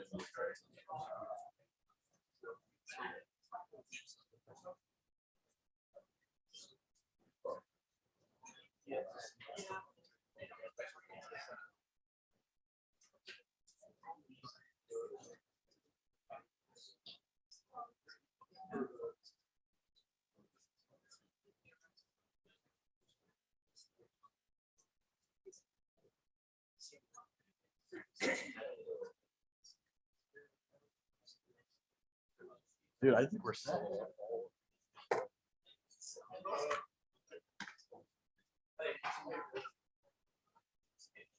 Yeah, that's the one.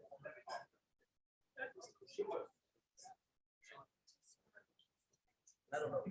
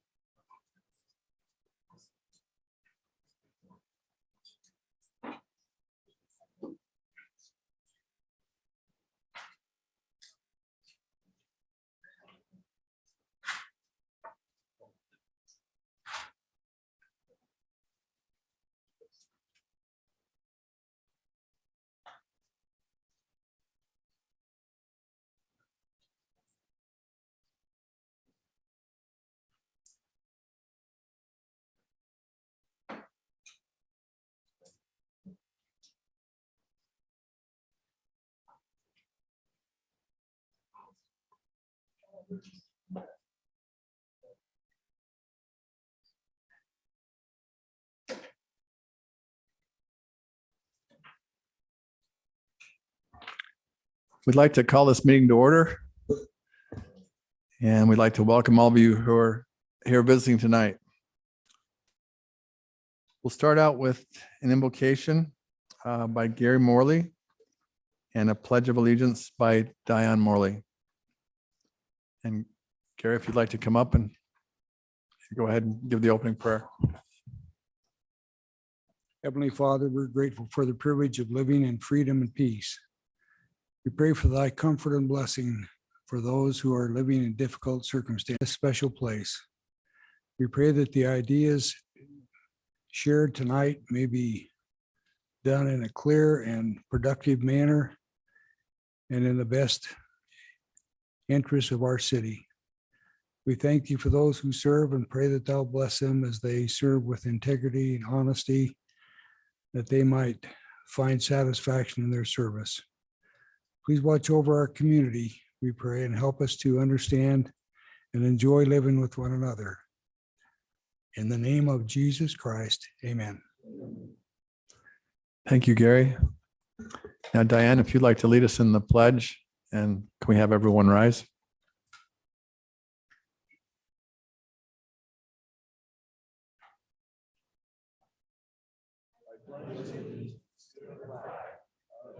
States of America, and to the republic for which it stands, one nation, indivisible, with liberty and justice for all.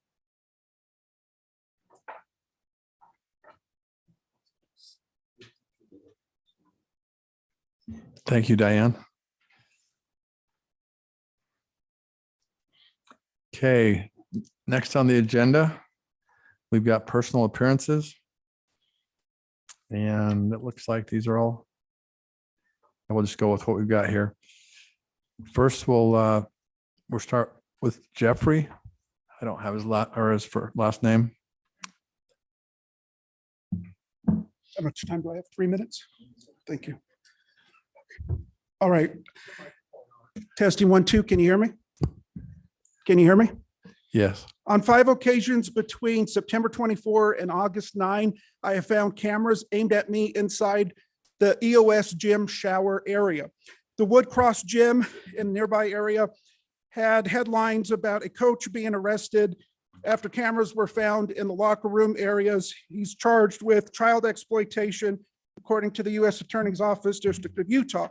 So after this has happened, you'd think gyms would be utmost vigilant about preventing people from being recorded, but that doesn't appear to be happening at EOS, where I've now found, as I said, 5 occasions where a camera has been aimed at me.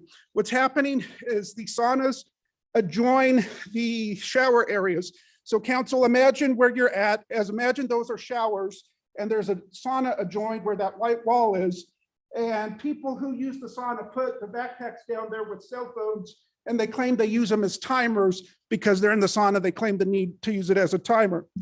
Nonetheless, if they want to use it as timers, as somebody using a shower, I shouldn't have to walk past a camera that I have no control over, whether it's recording or not. Because if it is recording and it only takes one creep to make it happen, then it's too late. By then, a nude body could be recorded. And this gym allows members as 13 years old. They don't do sex offender checks, as far as I understand, but I talked and I've asked about that. And so I got to calm down. It's getting me upset thinking about this. So EOS member experience representative spoke with me on September 27. He said he'll train staff to tell people doing this to put away their phones.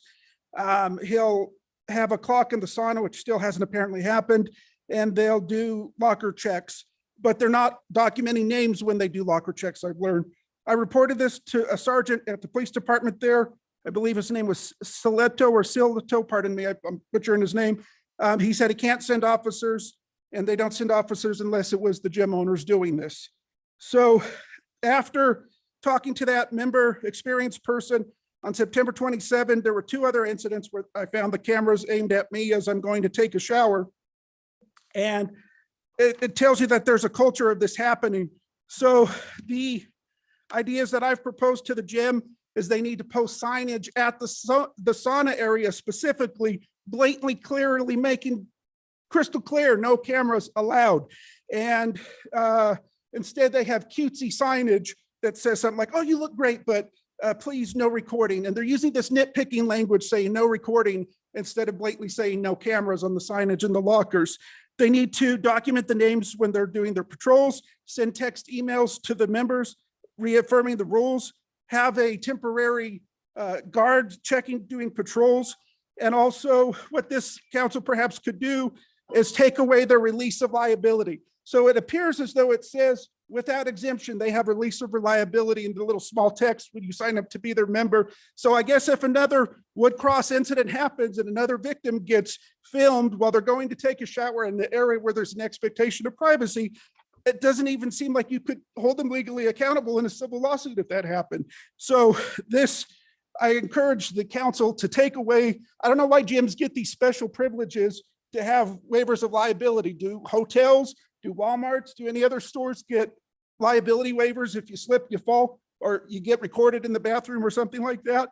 And also, maybe this city council needs to outright ban cameras in the shower areas, because it's kind of akin to having, if you got stopped and you had an open container of alcohol, you're going to tell the officer, I'm not drinking the alcohol. That's kind of like having the camera right there pointed at me as I'm going into the gym shower. Am I supposed to trust that every person is not doing that, especially in an era? Jeffrey, we've got to wrap up because it's 3 minutes. Especially in an era where I guess I can, identify how I want going to a female locker room, and anybody could be doing this. So I will follow up with the council. It's in greater details. Sorry for being upset. It's an upsetting situation. Thank you. Okay, Bren, is there a follow-up that you would recommend with this? I've taken notes on it, and I'll see what can or can't be done from here. Okay, thank you. Next, we've got Marlon Coe.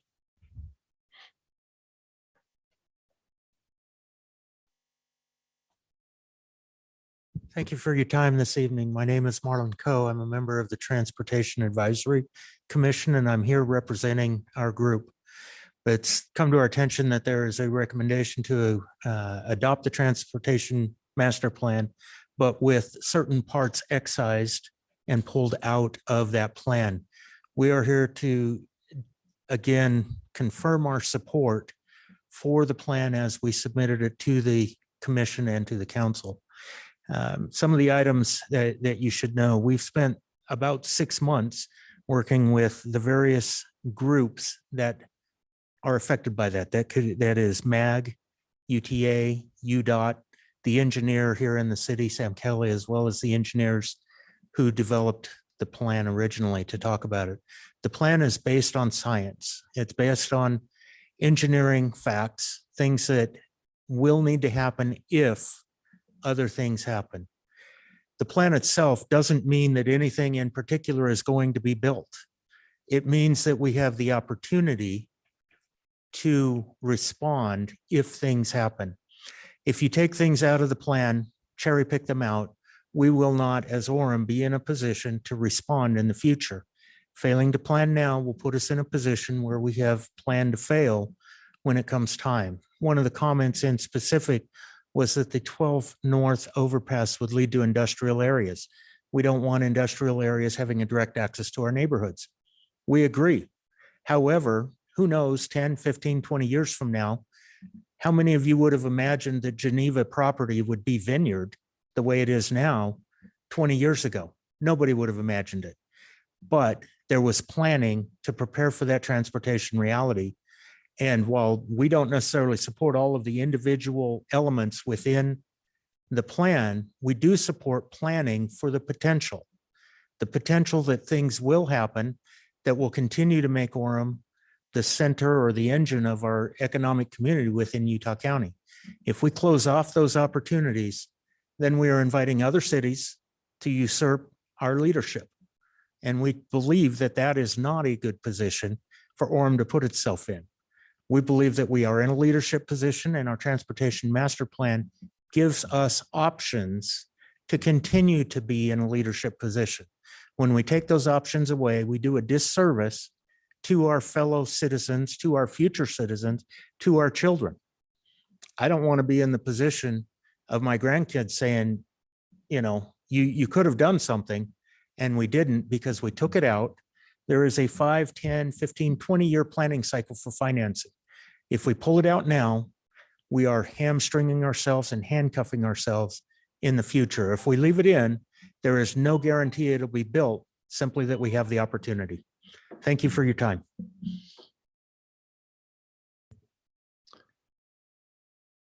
Stephen Assel.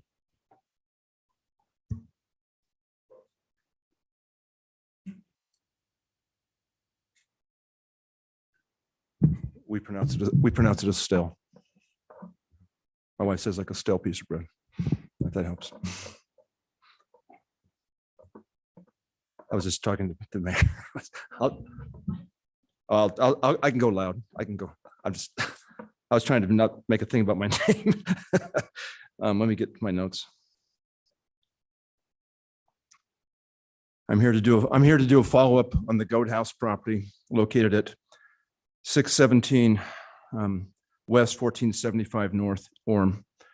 And we came before the council a while back, about, I don't know, it was a month or so, 6 weeks ago. And we listened to your work meeting tonight. There's 11 of us that listened. And so we're very impressed. Thank you so much for taking this up, and working over this problem, our neighborhood problem. Thank you.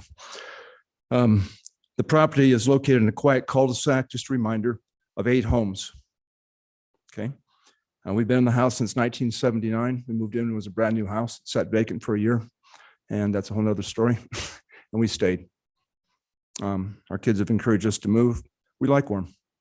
I graduated from Orem High School. I got my wife to come over here from Salem, and she hasn't been able to go back. So we like Orem. All the current homes in the neighborhood are owner occupied, or they're being rented to families as long-term rental.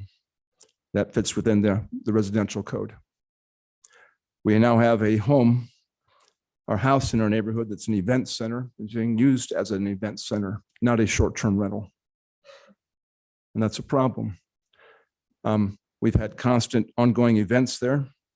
The house, the owner does not live in the house. The site he has listed as a goat house actually is, I don't think it stands for greatest of all time. He actually has goats on the property. I think that's a violation of city ordinances. But somehow that's used as a marketing gimmick for his goat house. And reading the comments previously on Airbnb and Verbo, people love to play with the goats. They stink. They smell. They're offensive. We've got a neighbor over our back fence that borders the goat house property by the goats. And the goats, her grandchildren cannot play outside because of the smell. A neighbor next to her can't have her children outside playing because of the offensive smells of the goats. It's a problem. I believe that something can be done about that. We have constant events going on. You may be aware that we had not just a corporate event there where the neighborhood was tied up with probably 50, 60 cars over a 3-4 day event from a program. We also had a sorority party from the University of Utah with 100+ girls. And there's 2 police agencies involved, our city and also the county was involved. We shouldn't be having to go through this. This needs to be addressed, please. This last weekend, it doesn't stop every weekend in our neighborhood's a party. Literally, it's a party. There's people there for 50th birthday parties, 50th anniversary parties. There's people there for sorority parties, you name it. There was a bus that holds 25 people that was in our neighborhood this last weekend, and the house was full again. And we had a bus driver that could not navigate our cul-de-sac correctly and figure out how to turn the bus around. Winter is coming. It's like last winter. We're gonna have a lot of problems on our street with all the traffic that's going to the goat house. I'm asking for something to be done immediately on a short-term basis. I understand from watching the work meeting that there's a court appearance that's coming up soon for the owner. We'll be there as a neighborhood. And what we'd like to ask that the use of that property being used as an event center be stopped immediately until after that hearing. That's what I'd like to present today to the council, the mayor. Thank you. Thank you. Mary Warner.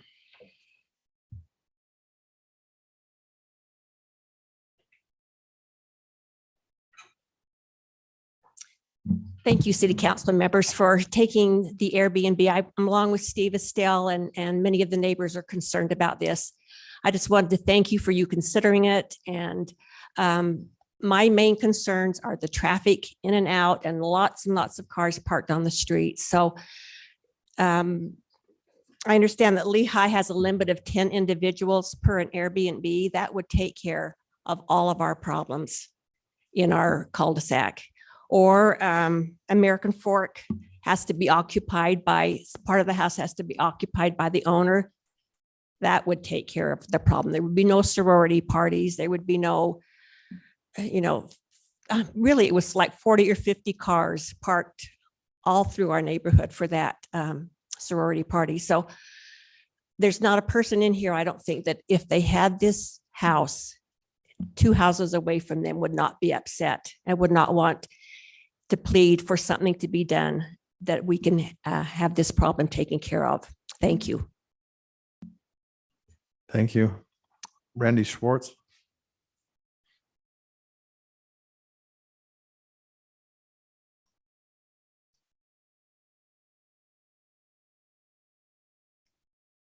Thank you, Council. I was here about 6 weeks ago also. First of all, I want to say thank you for those who have been investigating other ordinances from other cities. We know ordinances are part of cities, both to protect the citizens and also to protect liability for the city. And, you have building codes, fire codes. They advertise the goat house as having room for 25 people to sleep. We know there's been more than that with the numbers that we count going in and out of the house, staying overnight. The other day, about a month ago, I had my garage door open. I'm at the end of the cul-de-sac, and I was ready to go out. I left, and I would turn around, get in my car, looked in my garage, and there was a person in my garage coming in from my backyard, which was locked. And this person, I was like, "What are you doing in my garage?" He says, "I'm looking for the Airbnb." He says, "My brother-in-law has a white van, just like the white van you have in your yard." Well, the white van we have is a work van. There was a white van in front of the Airbnb that was a family van. I don't understand why he was in my garage. He quickly exited after I asked him to leave. So we have things like this going on. It's a continual problem. And we appreciate the investigation that's been going on. I know they've been looking at different cities. Ordinances are important to protect the citizens here and us. We deal with this problem on a daily and generally on a weekly, weekend basis. That's when they advertise it as for corporate events, weddings, and in a family residential neighborhood. It's just not. It's not a sitting good thing to have in a neighborhood. We have. I was going to say that it's a quiet neighborhood. The residents that are there that are renting, they're just single family homes, and everything works fine that way. And that's how it should be underneath the city ordinances. So please continue to look into this, protect us, protect those. We have other people concerned in our neighborhood that this could happen to them too, if no ordinances are brought up and have put forth in the city. So, but thank you for your time. Thank you. And as you mentioned, we have been working on this. And Jake, maybe you can look into, so they came 6 weeks ago. There's been violations. They're going through the legal process.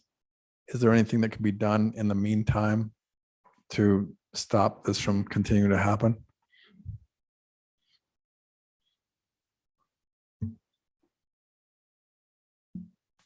So to answer the question is to continue to work with, contact the neighborhood improvement team. Every violation of our current code, the single family, the zoning restrictions we have in that area, every new offense would be a separate violation that we could then enforce later on. So if there are ongoing issues, to continue to work with neighborhood improvement, the neighborhood improvement team. Okay, thank you. So I would encourage those of you that came up tonight and your other neighbors to just keep on this, and ultimately it will get resolved, but the way to get it resolved is to keep on it.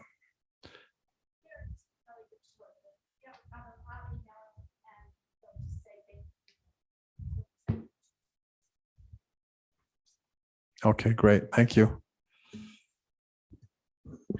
All right, that's the And last of our personal Mayor, appearances. Again, Brent? just to reiterate, reemphasize, there was some gratitude expressed of the efforts that we have going on. So I'll just reassert, we are continuing to work on this. We'd love continued feedback so that we can tailor Orem specific ordinances related to this issue in the way that you feel is best for the city of Orem. So. Okay, thank you. This will get resolved.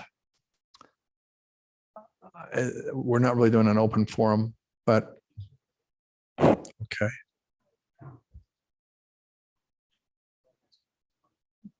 Did you have something? Yes. I got tied up in traffic.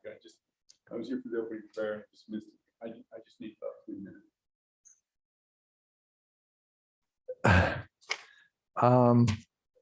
What are the guidelines? It's discretionary with the council. You can open it back up and allow him to speak. Okay.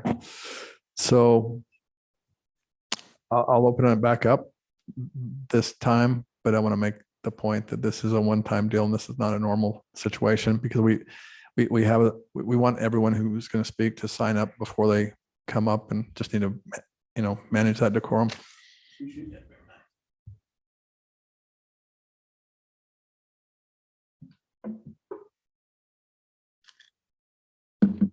My name's David Dawes. I live at 113 North 500 West. I'm here to tell you thank you. on January 24th, I asked and had films to replace or move a drainage right where the sidewalk was. The first of this spring, that was corrected, and I want to tell you thank you and your city works department for doing such a good job. So thank you very much for correcting that problem. Another thank you is I was over at the family center and I passed out. When I woke up, I was surrounded by paramedics to take care of me. Thank you again for that service. And I want to thank you also for the custodians at the family center for keeping that center so clean. And if you didn't have good custodians to keep it clean, they could become a dirty place in a short period of time. So one of the things I was wondering if you could get from contact some of the businesses in here to volunteer or give one for a token where the paramedics in the fire department, the police department could get a reward for a meal out or something like that. Show you appreciation. I really appreciate the services that are given here in Orem. I appreciate your police department, fire department, and the good service from the work department. So if it's in charge of the work department, if you would pass that on to your employees, I'd appreciate it, and do the same for the paramedics. Thank you. Thank you for letting me speak. I've been trying to get here for months. So Mayor and Council, while it's up to your discretion to reopen public appearances, maybe we can just say only when people give thank yous and express gratitude. Yes. No, we appreciate that very much. And our city works really, really hard to be the best city in the state. So we appreciate that. All right, moving on to item number 8. We've got 2 items on the consent items. We've got approval of meeting minutes for September 19th, 2023 and September 26th, 2023. And then we've got 2 appointments to the Board of Adjustments, Carlos Iglesias and Paul Crossett. Would someone like to make a motion to approve those? I move we approve the consent items. Second. Okay. Aye. Aye. Aye. Aye. Aye. And I think Carlos is here. Carlos, you want to stand, please? Thanks for your service, Carlos. Thank you. The consent items pass. Moving on to item number 9, public hearing. Okay. We've got amending section 22-12-5 urban mixed use overlay zone for properties with a boundary adjacent to University Parkway and east of 800 East with an area of more than 1 acre in size and no greater than 2 acres in size, and amending Article 22-5-3A and the zoning map of the city of Orem by rezoning the property located generally at 925 East, 1400 South in the PRD zone to include the urban mixed use overlay zone, which is UX. Also enacting Appendix GG by adding the concept plan and building elevations for the Hillcrest Ridge development. Jason, would you like to present that to us? I would. Thanks, Mayor. A lot of things, I guess, tonight. It boils down to a couple of things, and I'll just explain the proposal tonight. The location is at 925 East, 1400 South. You can see 800 South, or 800 East, excuse me. Oh, if you can see my pointer. So 800 East, 14 South. The property is outlined in red. The access, this is the property we're talking about. Yeah. So the applicant is here tonight. He's purchased the property recently. It was approved for 10-unit townhouse development a couple of years ago. It's gone through a couple of different approval processes. The applicant has come in and wanted to modify that and build something different. In order to do that, some modifications to some ordinances need to take place. And so tonight they're here to And I'll explain this process as we go through. I just want to identify where it is, what they're proposing. As you can see here, the outline of the building that they're proposing. It's a 3-story office building, 2 stories with half of the top story is a deck. So part of it is 3 stories, part of it is 2 stories with underground podium parking underneath the building. Then it has 2 accesses, one here and then one over here in the cul-de-sac. Part of the project will be completing the cul-de-sac there at the end of 1400 South. What they're proposing, like I say, is 2 office space and then also 4 residential units that will be a part of this development. So you can see, and we'll outline the ordinances as we come forward. They're proposing 2 stalls per residential unit, and then 1 space for every 345 square feet of office uses, which is a little bit different standard, but that's what they're proposing for this project. And so a total of 102 parking stalls would be proposed. So tonight they're here to propose a rezone. There is a UX overlay zone that was currently in the books, hasn't been used for many years. But the staff has gone through with the developer and made some modifications so this project would work if the council chooses to rezone it to an overlay. So the PRD zone, the planned residential development zone, would stay in place. The UX or the overlay zone would be on top of that, so that we would have 2 different zones, but this project could be built under that UX proposal. This is the elevations they're proposing. You can see the portion of it is 2 stories with a deck on top, and then there would be a portion of it that is 3 stories. So the top level 1 would be all office. Level 2 would have some office area with the residential units on either end. And then the 3rd story would be office in this location. And then this would be the deck area that would observe looking east towards the mountains. So as part of the UX zone, we have made some modifications to allow this project to come forward. Right now, we don't have a current zone that would allow mixed use other than this UX. And so we've modified some of this to allow it specifically for this location. You can see the location is pretty unique as far as locating this general area as the only place currently that would be applied to this zone. Allow 1 residential unit for 10,000 square feet. And then allow the parking would be tied to the concept plan, which will also be a part of the motion tonight. If the council chooses to approve it, Appendix GG would be created. The concept plan elevations would be a part of that ordinance, and they would be subject to developing that as according to the concept plan. Some materials, aluminum composite paneling type stuff would be proposed, which you see on a lot of modern office buildings around the country. And then we've added in the concept plan of what we need to see as part of someone coming and proposing to propose this development, which you see that the concept plan meets this criteria. And then part of the development would be required to meet the concept plan that's approved tonight if the council chooses to approve it along with the elevations. There are some, within some measure of discretion but it would need to be substantially compliant with the concept plan proposed. This, of course, is the property's been vacant for many years. Used to be the RLDS or Community of Christ Church that was demolished several years ago, many years ago. It's been vacant for quite some time.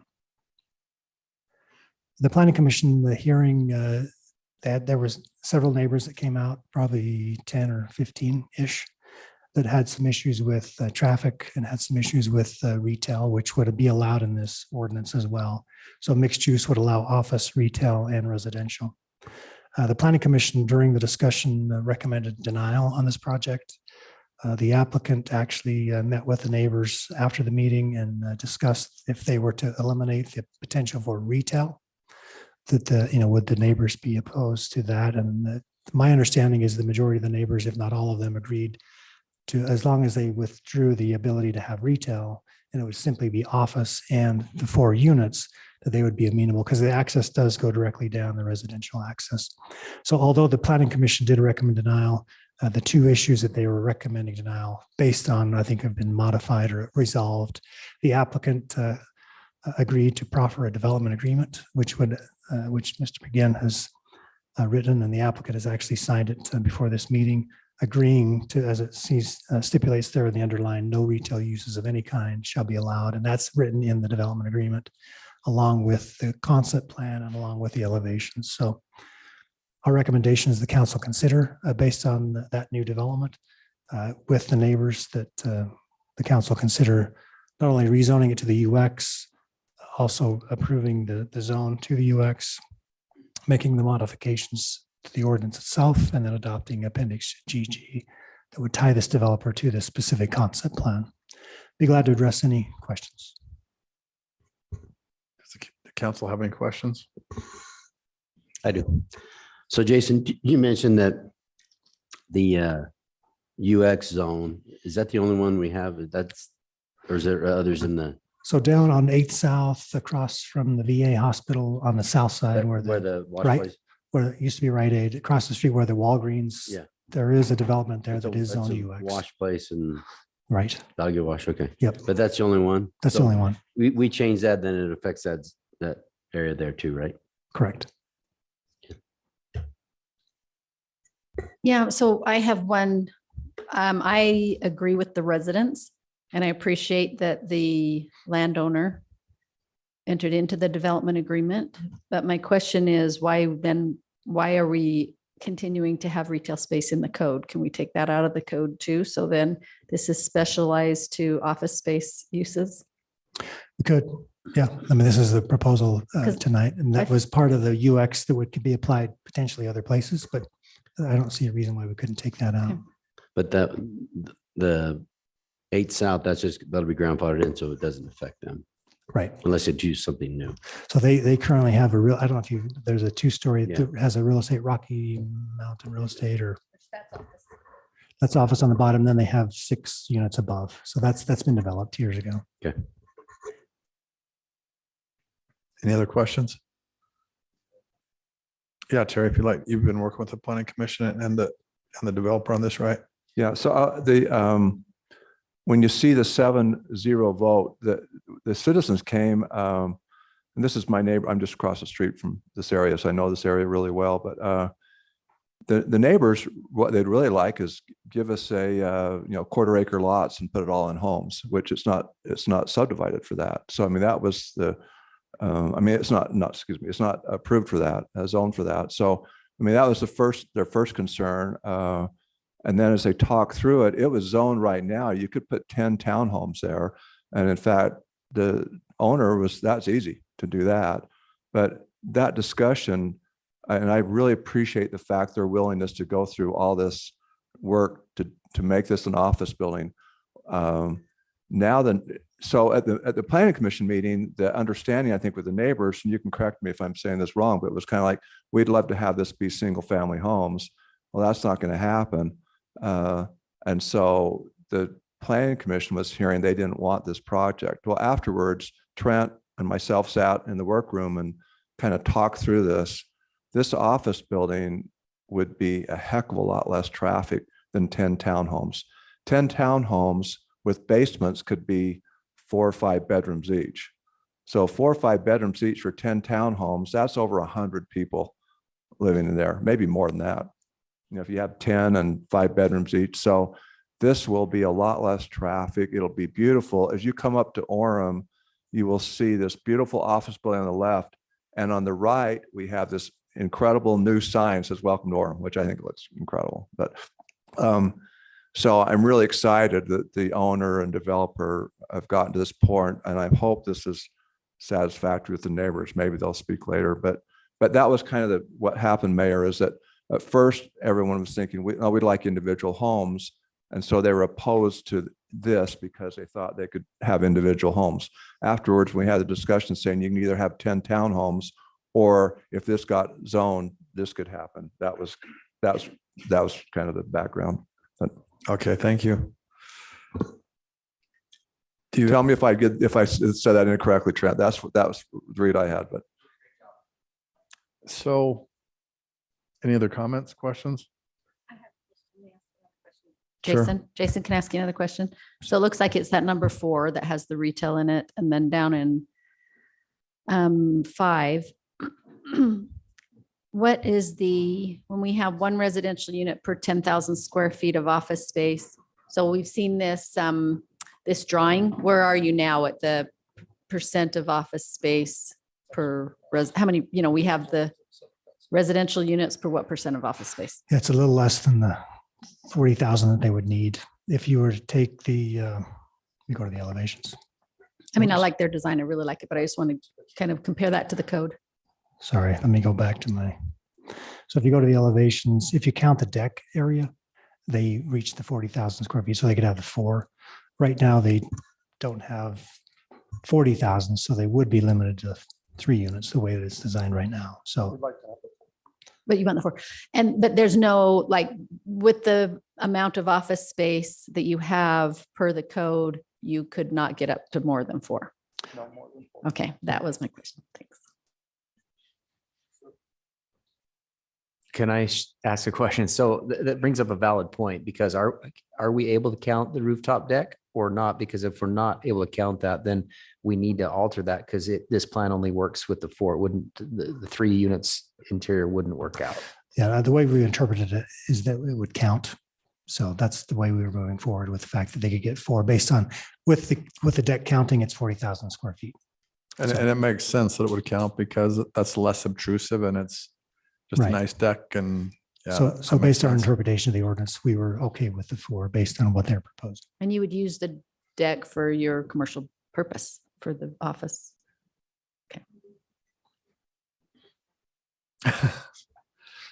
Any other questions? If not, I'll open up to a public hearing. If there's anyone that would like to comment on this from the public.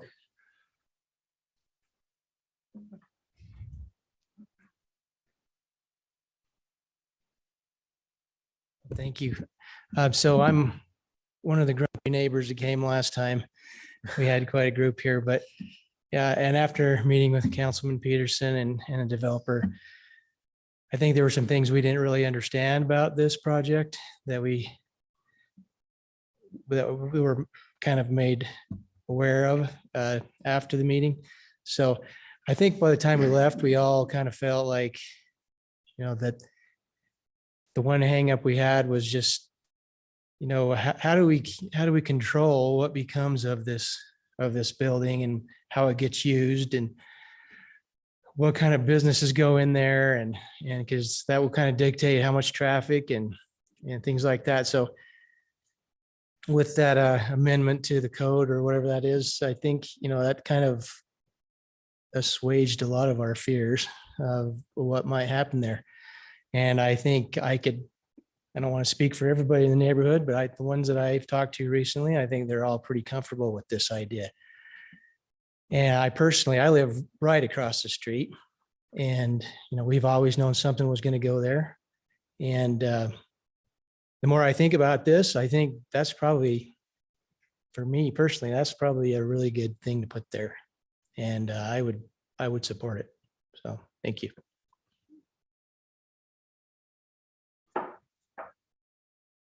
Do we have any other comments? Terry has a letter that was sent by, okay. I also came and spoke last time. I hadn't seen their proposal, and we do appreciate that much better than the townhouses with too many bedrooms. So the one thing too was they did say they had green space, which I was appreciative of, and that this would have a whole lot less traffic. And since there are so many families that live on that street, that was a big deal. So having less traffic with their plan of this building would be a whole lot better. And so we appreciate that. Thank you. Hi, Carlos Iglesias. I just have a quick question. I like the project. Just listening in, if there can be a little bit of elaboration on the development agreement so that to assure the residents that there will be no retail going in the future. So for example, if the development gets sold or anything like that. Yeah, so the development agreement would run with the land. So it'd be recorded at the county. Anybody that buys it in the future, if it's not developed for whatever reason, would be subject to that development agreement. Okay. So I don't see that in my packet here. Has that been written yet? It has been written, Mr. Kimball signed it. Sorry, Mr. Smith, sorry.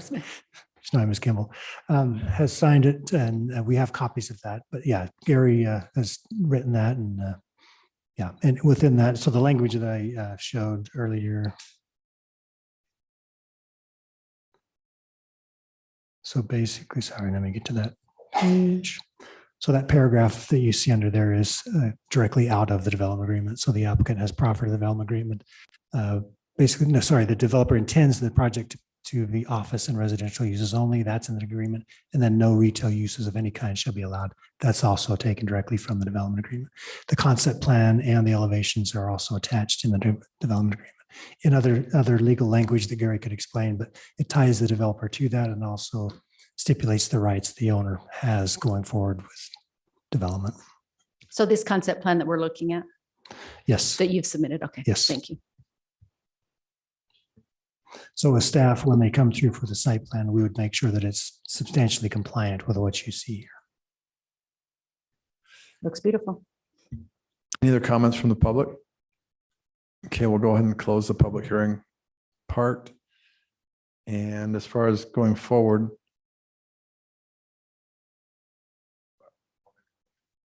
so yeah, we're ready to vote on this. Okay. So I make a motion, Mayor, that we amend section 22-12-5 urban mixed use overlay zone UX for property with a boundary adjacent to the University Parkway and east of 800 East with the area of more than 1 acre in size and no greater than 2 acres in size, and amending Article 22-5-3A and the zoning map of the city of Orem by rezoning the property located generally at 925 East, 1400 South in the PRD zone to include the urban mixed use overlay zone UX, also enacting Appendix GG by adding the concept plan and building elevations for the Hillcrest Ridge development. How do we amend that for the retail removal? And in addition to that, authorize the mayor to sign the development agreement that is attached as Exhibit B of the ordinance in your packet. Well, but I want to take the retail out of the ordinance. Right. You can also reference the fact that we can strike out anything related to retail uses. And add the strikeout of any retail uses in that property. So he's saying not just that property, but that zone. That zone. In the zone text, yes. Okay, and in that zone. And then authorize the mayor to sign. That's who you're. And authorize the mayor to sign.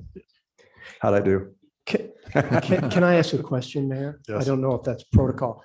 How big is this piece of ground? A little over an acre.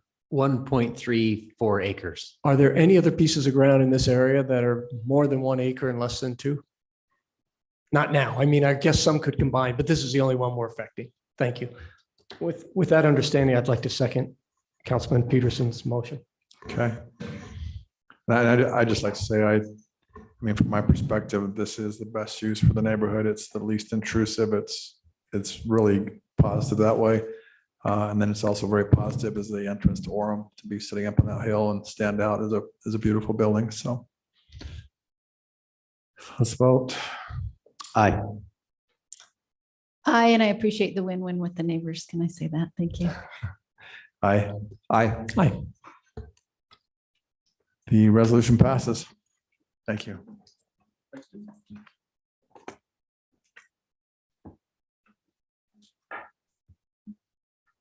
Okay.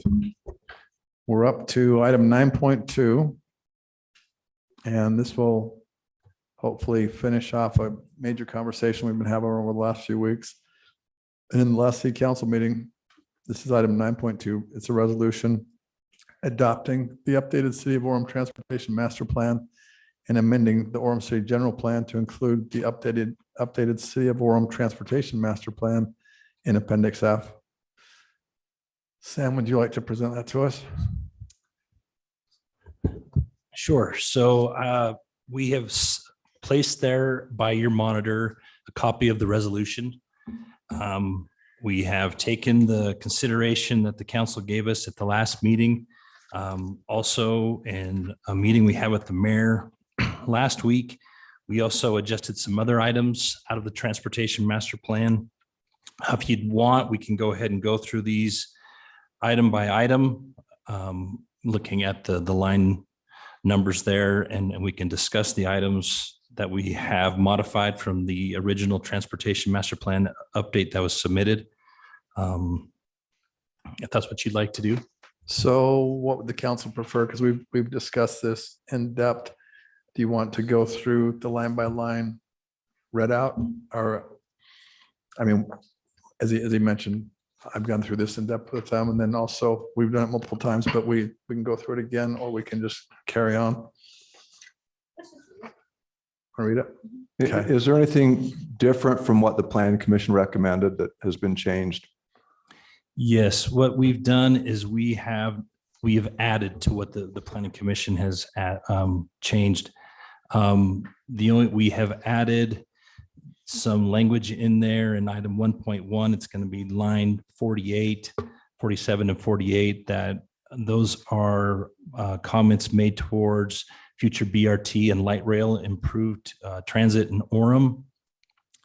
If we go further down to Sam, or if I it can was stricken, clarify, yes, Sam, if I can clarify, you're using the term added. it was Essentially- stricken. It was Yes. modified. Thank you. Yeah. Thank you. Sorry. There was also some other items that were stricken.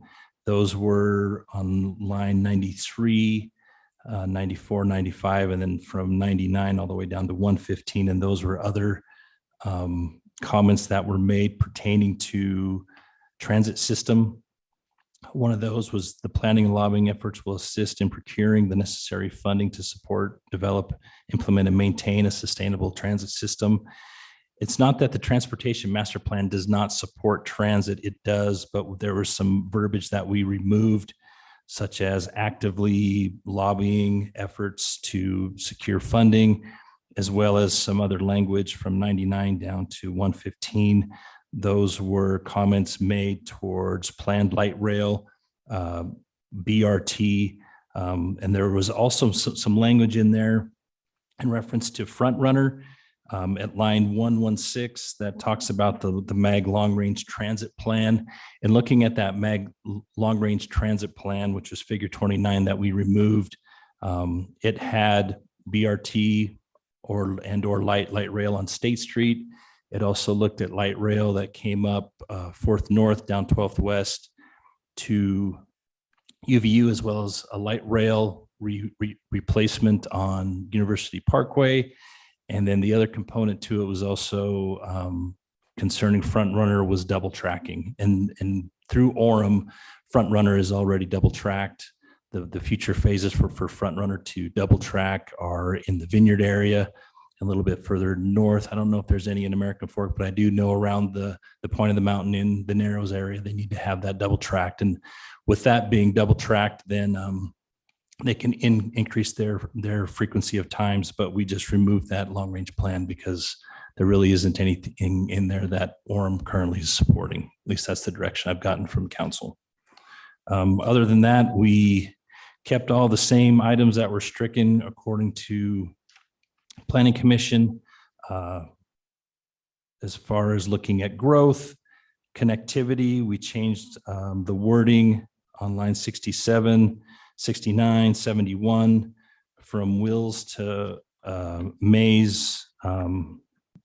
I think there's a typo there on 69 because I think the office development may provide cross access easement. So essentially, we removed some of the teeth out that we have, leaving it somewhat optional. And we discussed that previous, but those are some of the items that we addressed in connectivity. Sam, if I can jump in, the one direction from our last council meeting was to keep it as a must. So unless I heard wrong, commercial.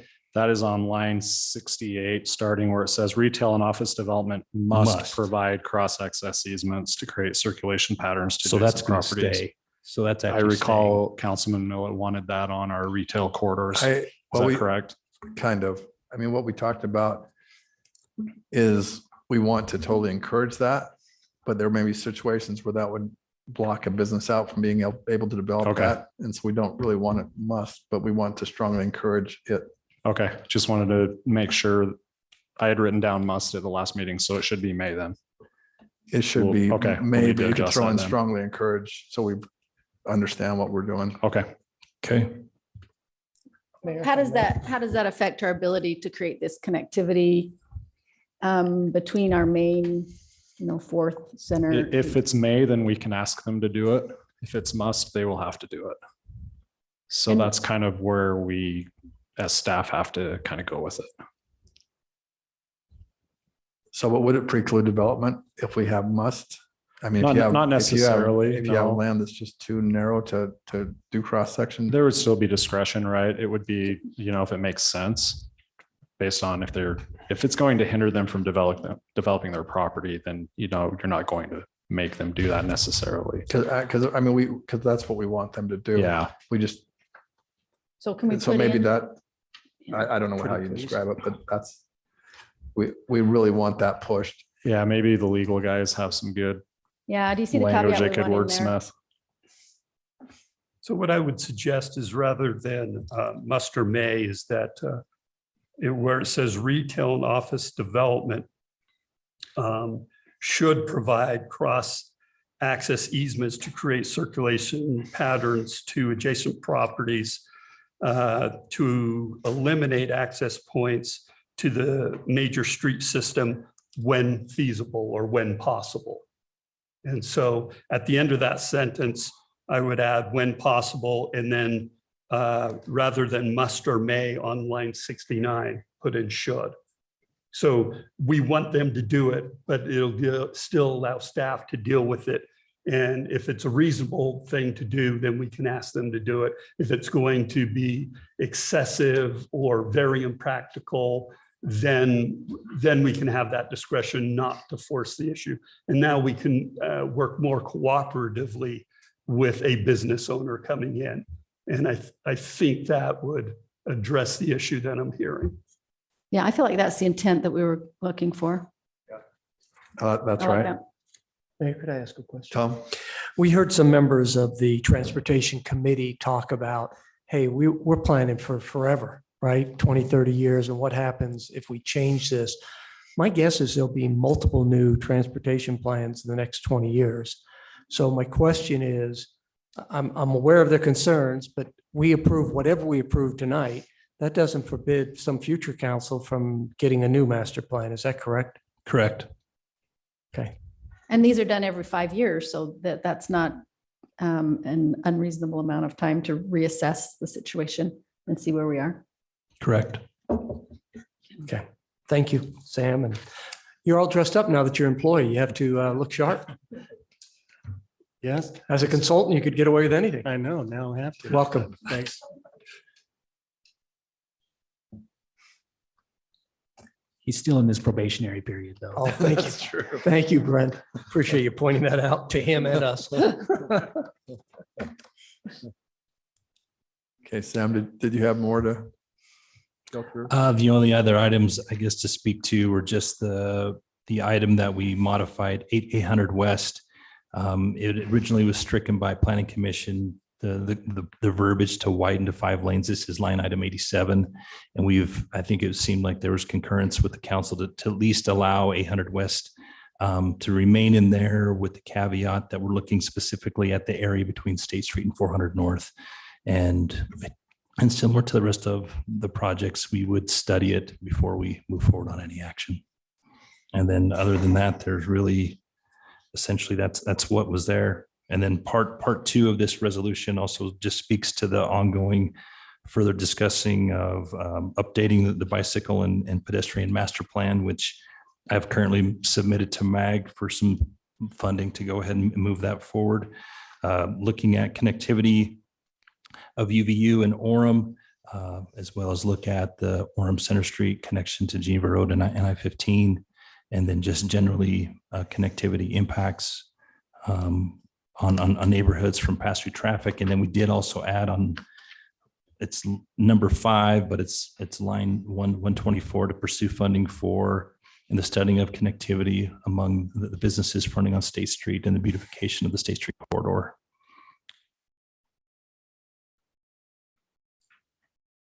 Any Can other I highlight questions? something else? I would like to highlight this because I just want to make sure everyone understands, because maybe they're not reading this, but also on line 93, we talk about improvements to our transit system, 92, actually 3.1.1.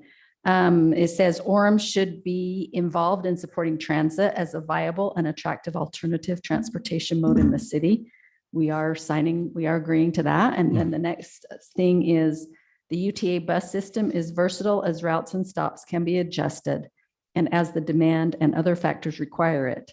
Close coordination with UTA will improve bus service as well as reduce congestion along major roads such as University Parkway and State Street. So I just want to highlight that to say we are of the mind that we are interested in coordinating with UTA and providing an adequate bus, an improved bus system for our residents in Orem. That's part of this plan. Correct. Right, that is the part of the plan. And the part that's being taken out is related to BRT and to light rail. So. Can I say one more thing? I have been driving up to Salt Lake a lot, right? I've been going on Foothill Boulevard, so 215 to Foothill Boulevard. And that is a 4-lane, I don't even think they have a center lane in some areas. For the most part, it's a 4-lane road. And I know, Sam, you have talked about with the Traffic Advisory Commission has talked about, well, there's a push for Center Street norm to go to 7 lanes. Where's our stopping point? Where are we? And I believe that the TAC said, no, we're going to stay at 5 lanes. That's where we want to be for Center Street in Orem. And every time I drive on Foothill and I think, this is so congested, they need to widen this. I recognize that that's the decision that they have made, is that they want that to remain a 4-lane street for that area of their town. So I believe that that's kind of something we do need to consider, and we have considered in this transportation master plan, is what we want our city to be. If we want to be a little I-15 plopped right in the middle of our city. I know we joke around in my area and we call 1600 North I-16 because we have so much traffic on that street, but we don't want it to be more than the 3-lane road that it is. So I just want to kind of highlight that as something that when we're making these decisions, I feel we are planning for the future, and the future might be a little different from the perspective of the resident and the perspective of drive-through traffic. And that's what we have to consider when we evaluate these plans. Terry? So, going along with what Lenee's saying about widening roads, I like us to really say what it really is, and that's tearing up neighborhoods. I mean, you widen a road, and this is, thank you, Sam, for what you've done. You've done a lot of work in listening to all these voices and putting this together. So my comments are just, future plans in the city. It's like putting overpasses into industrial areas. Are you kidding me? But widening roads is not widening roads. Widening roads is gutting neighborhoods. So it's kind of interesting what we've got going, and I'm not running for re-election, so I think I can say this without anybody thinking that I have any kind of alternative motive other than I live in Orem and I care about our city. But you've got this group, Stronger Together, that got organized during the Prop 2 issue, and they were fighting the wanting Orem to stay part of Alpine School District. Okay, so that's over. That was history. And many of us on the council voted that people should have the right to vote for that decision. So that happened, and that's over. But now we have a campaign going on. And in this campaign, this same organization has now gone from Prop 2 to another issue, and the issue is transportation, and wanting to reverse the State Street Master Plan, which we changed in February. And the concerning thing about that to me, I mean, less people want 10,000 apartments, but the concerning thing to me about that is the people on that pick are all the people, many of them were on the city council before when they passed the State Street Master Plan, approving all these apartments. Many of them are either former mayors or former people on the city council. Val Hell was the director with Gary Herbert over the transportation plan for the state of Utah. And Mr. Hell is very much a proponent of the BRT route going down the middle of Orem. If you did that, that would destroy our commercial strip of businesses, because you're going to well, it's like you see in other places where they've got a bus going down the middle, put a bus down the middle of State Street and see what that does to all these surrounding businesses. So the reason I bring this up is this transportation plan is currently very much in play with the State Street Master Plan and this current group, which no longer is working on Alpine School District. That's in the past. But now you just look at all the folks involved, and these are all people that want to turn Orem back to what it was before February. So I just saw a really interesting video the other day. If we want to see what this would be like, if these people that are in this group, and like I say, just go down the list of it. And some of them have property on State. Brent Sumner was voted for this. He has property on State Street, former city council. I mean, you can just go down, Dick Brunts. I mean, just the whole list of people that voted for this in the past. And now they're the ones fighting to get this election changed. But if you want an idea what it would look like if Orem had 10,000 apartments, which is what the plan was with the State Street Master Plan, take Vineyard and stick it on State Street in Orem. Put Vineyard on State Street in Orem, and that actually is even a little conservative. But that's kind of what it would look like. You'd have a log jam, you would have traffic congestion, and people move out of Orem. But anyway, I just bring this up because this is just a couple heartbeats away from something we'll be dealing with as citizens. So I'd encourage everyone to be very diligent in looking at this campaign, look at the people that are, recommending candidates, and look at their history as far as their involvement. This has nothing to do with Alpine School District. This has everything to do with Orem and mass transportation and high density apartments. So Mayor, I just bring that up because this is all very concerning to me, because these people are very involved in trying to change what we're trying to do as far as beautifying the city and having a transportation plan that takes care of the citizens. So thank you. Thank you. Thank you. Any other comments before we bring this to a vote? No, we're not having a public comment. Gary, I don't think we have a public hearing associated with this, right? Or Jason, I don't. Yeah, we that's why the way I remember we had it last time. So I think we're good to vote if someone would like to make a motion.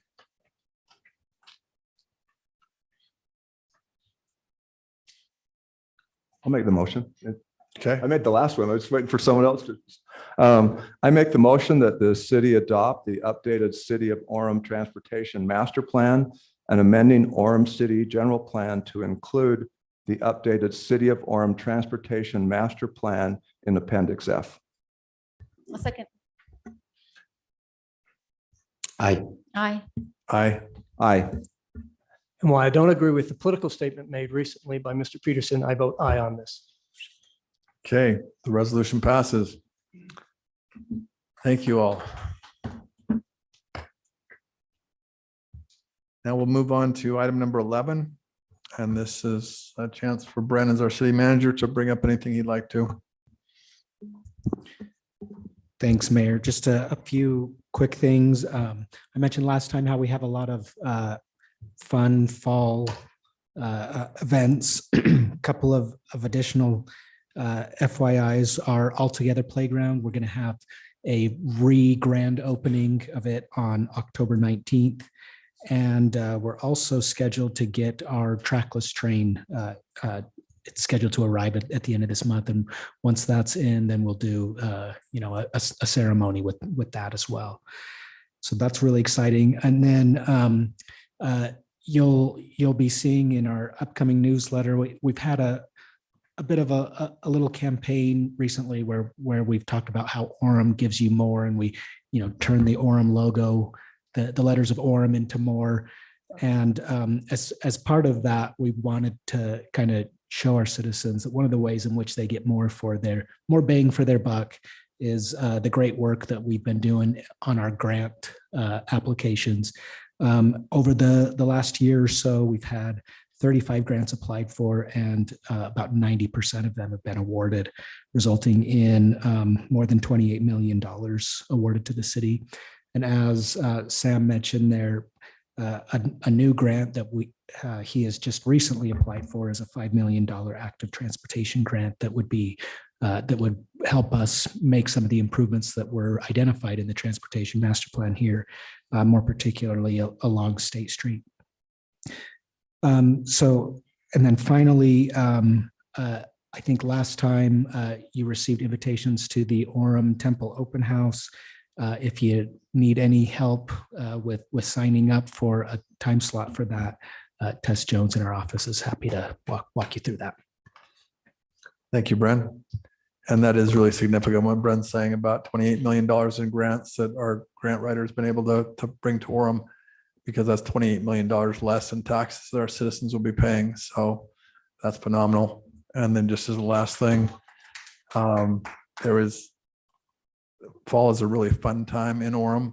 And as I was going through with Pete on different things, there's just a slug of activities coming up. So look at our social media and keep track of that and come out to them. Would someone like to make a motion to adjourn? I move we adjourn. Second. Aye. Aye. Aye. Aye. Aye. Thank you. We're adjourned.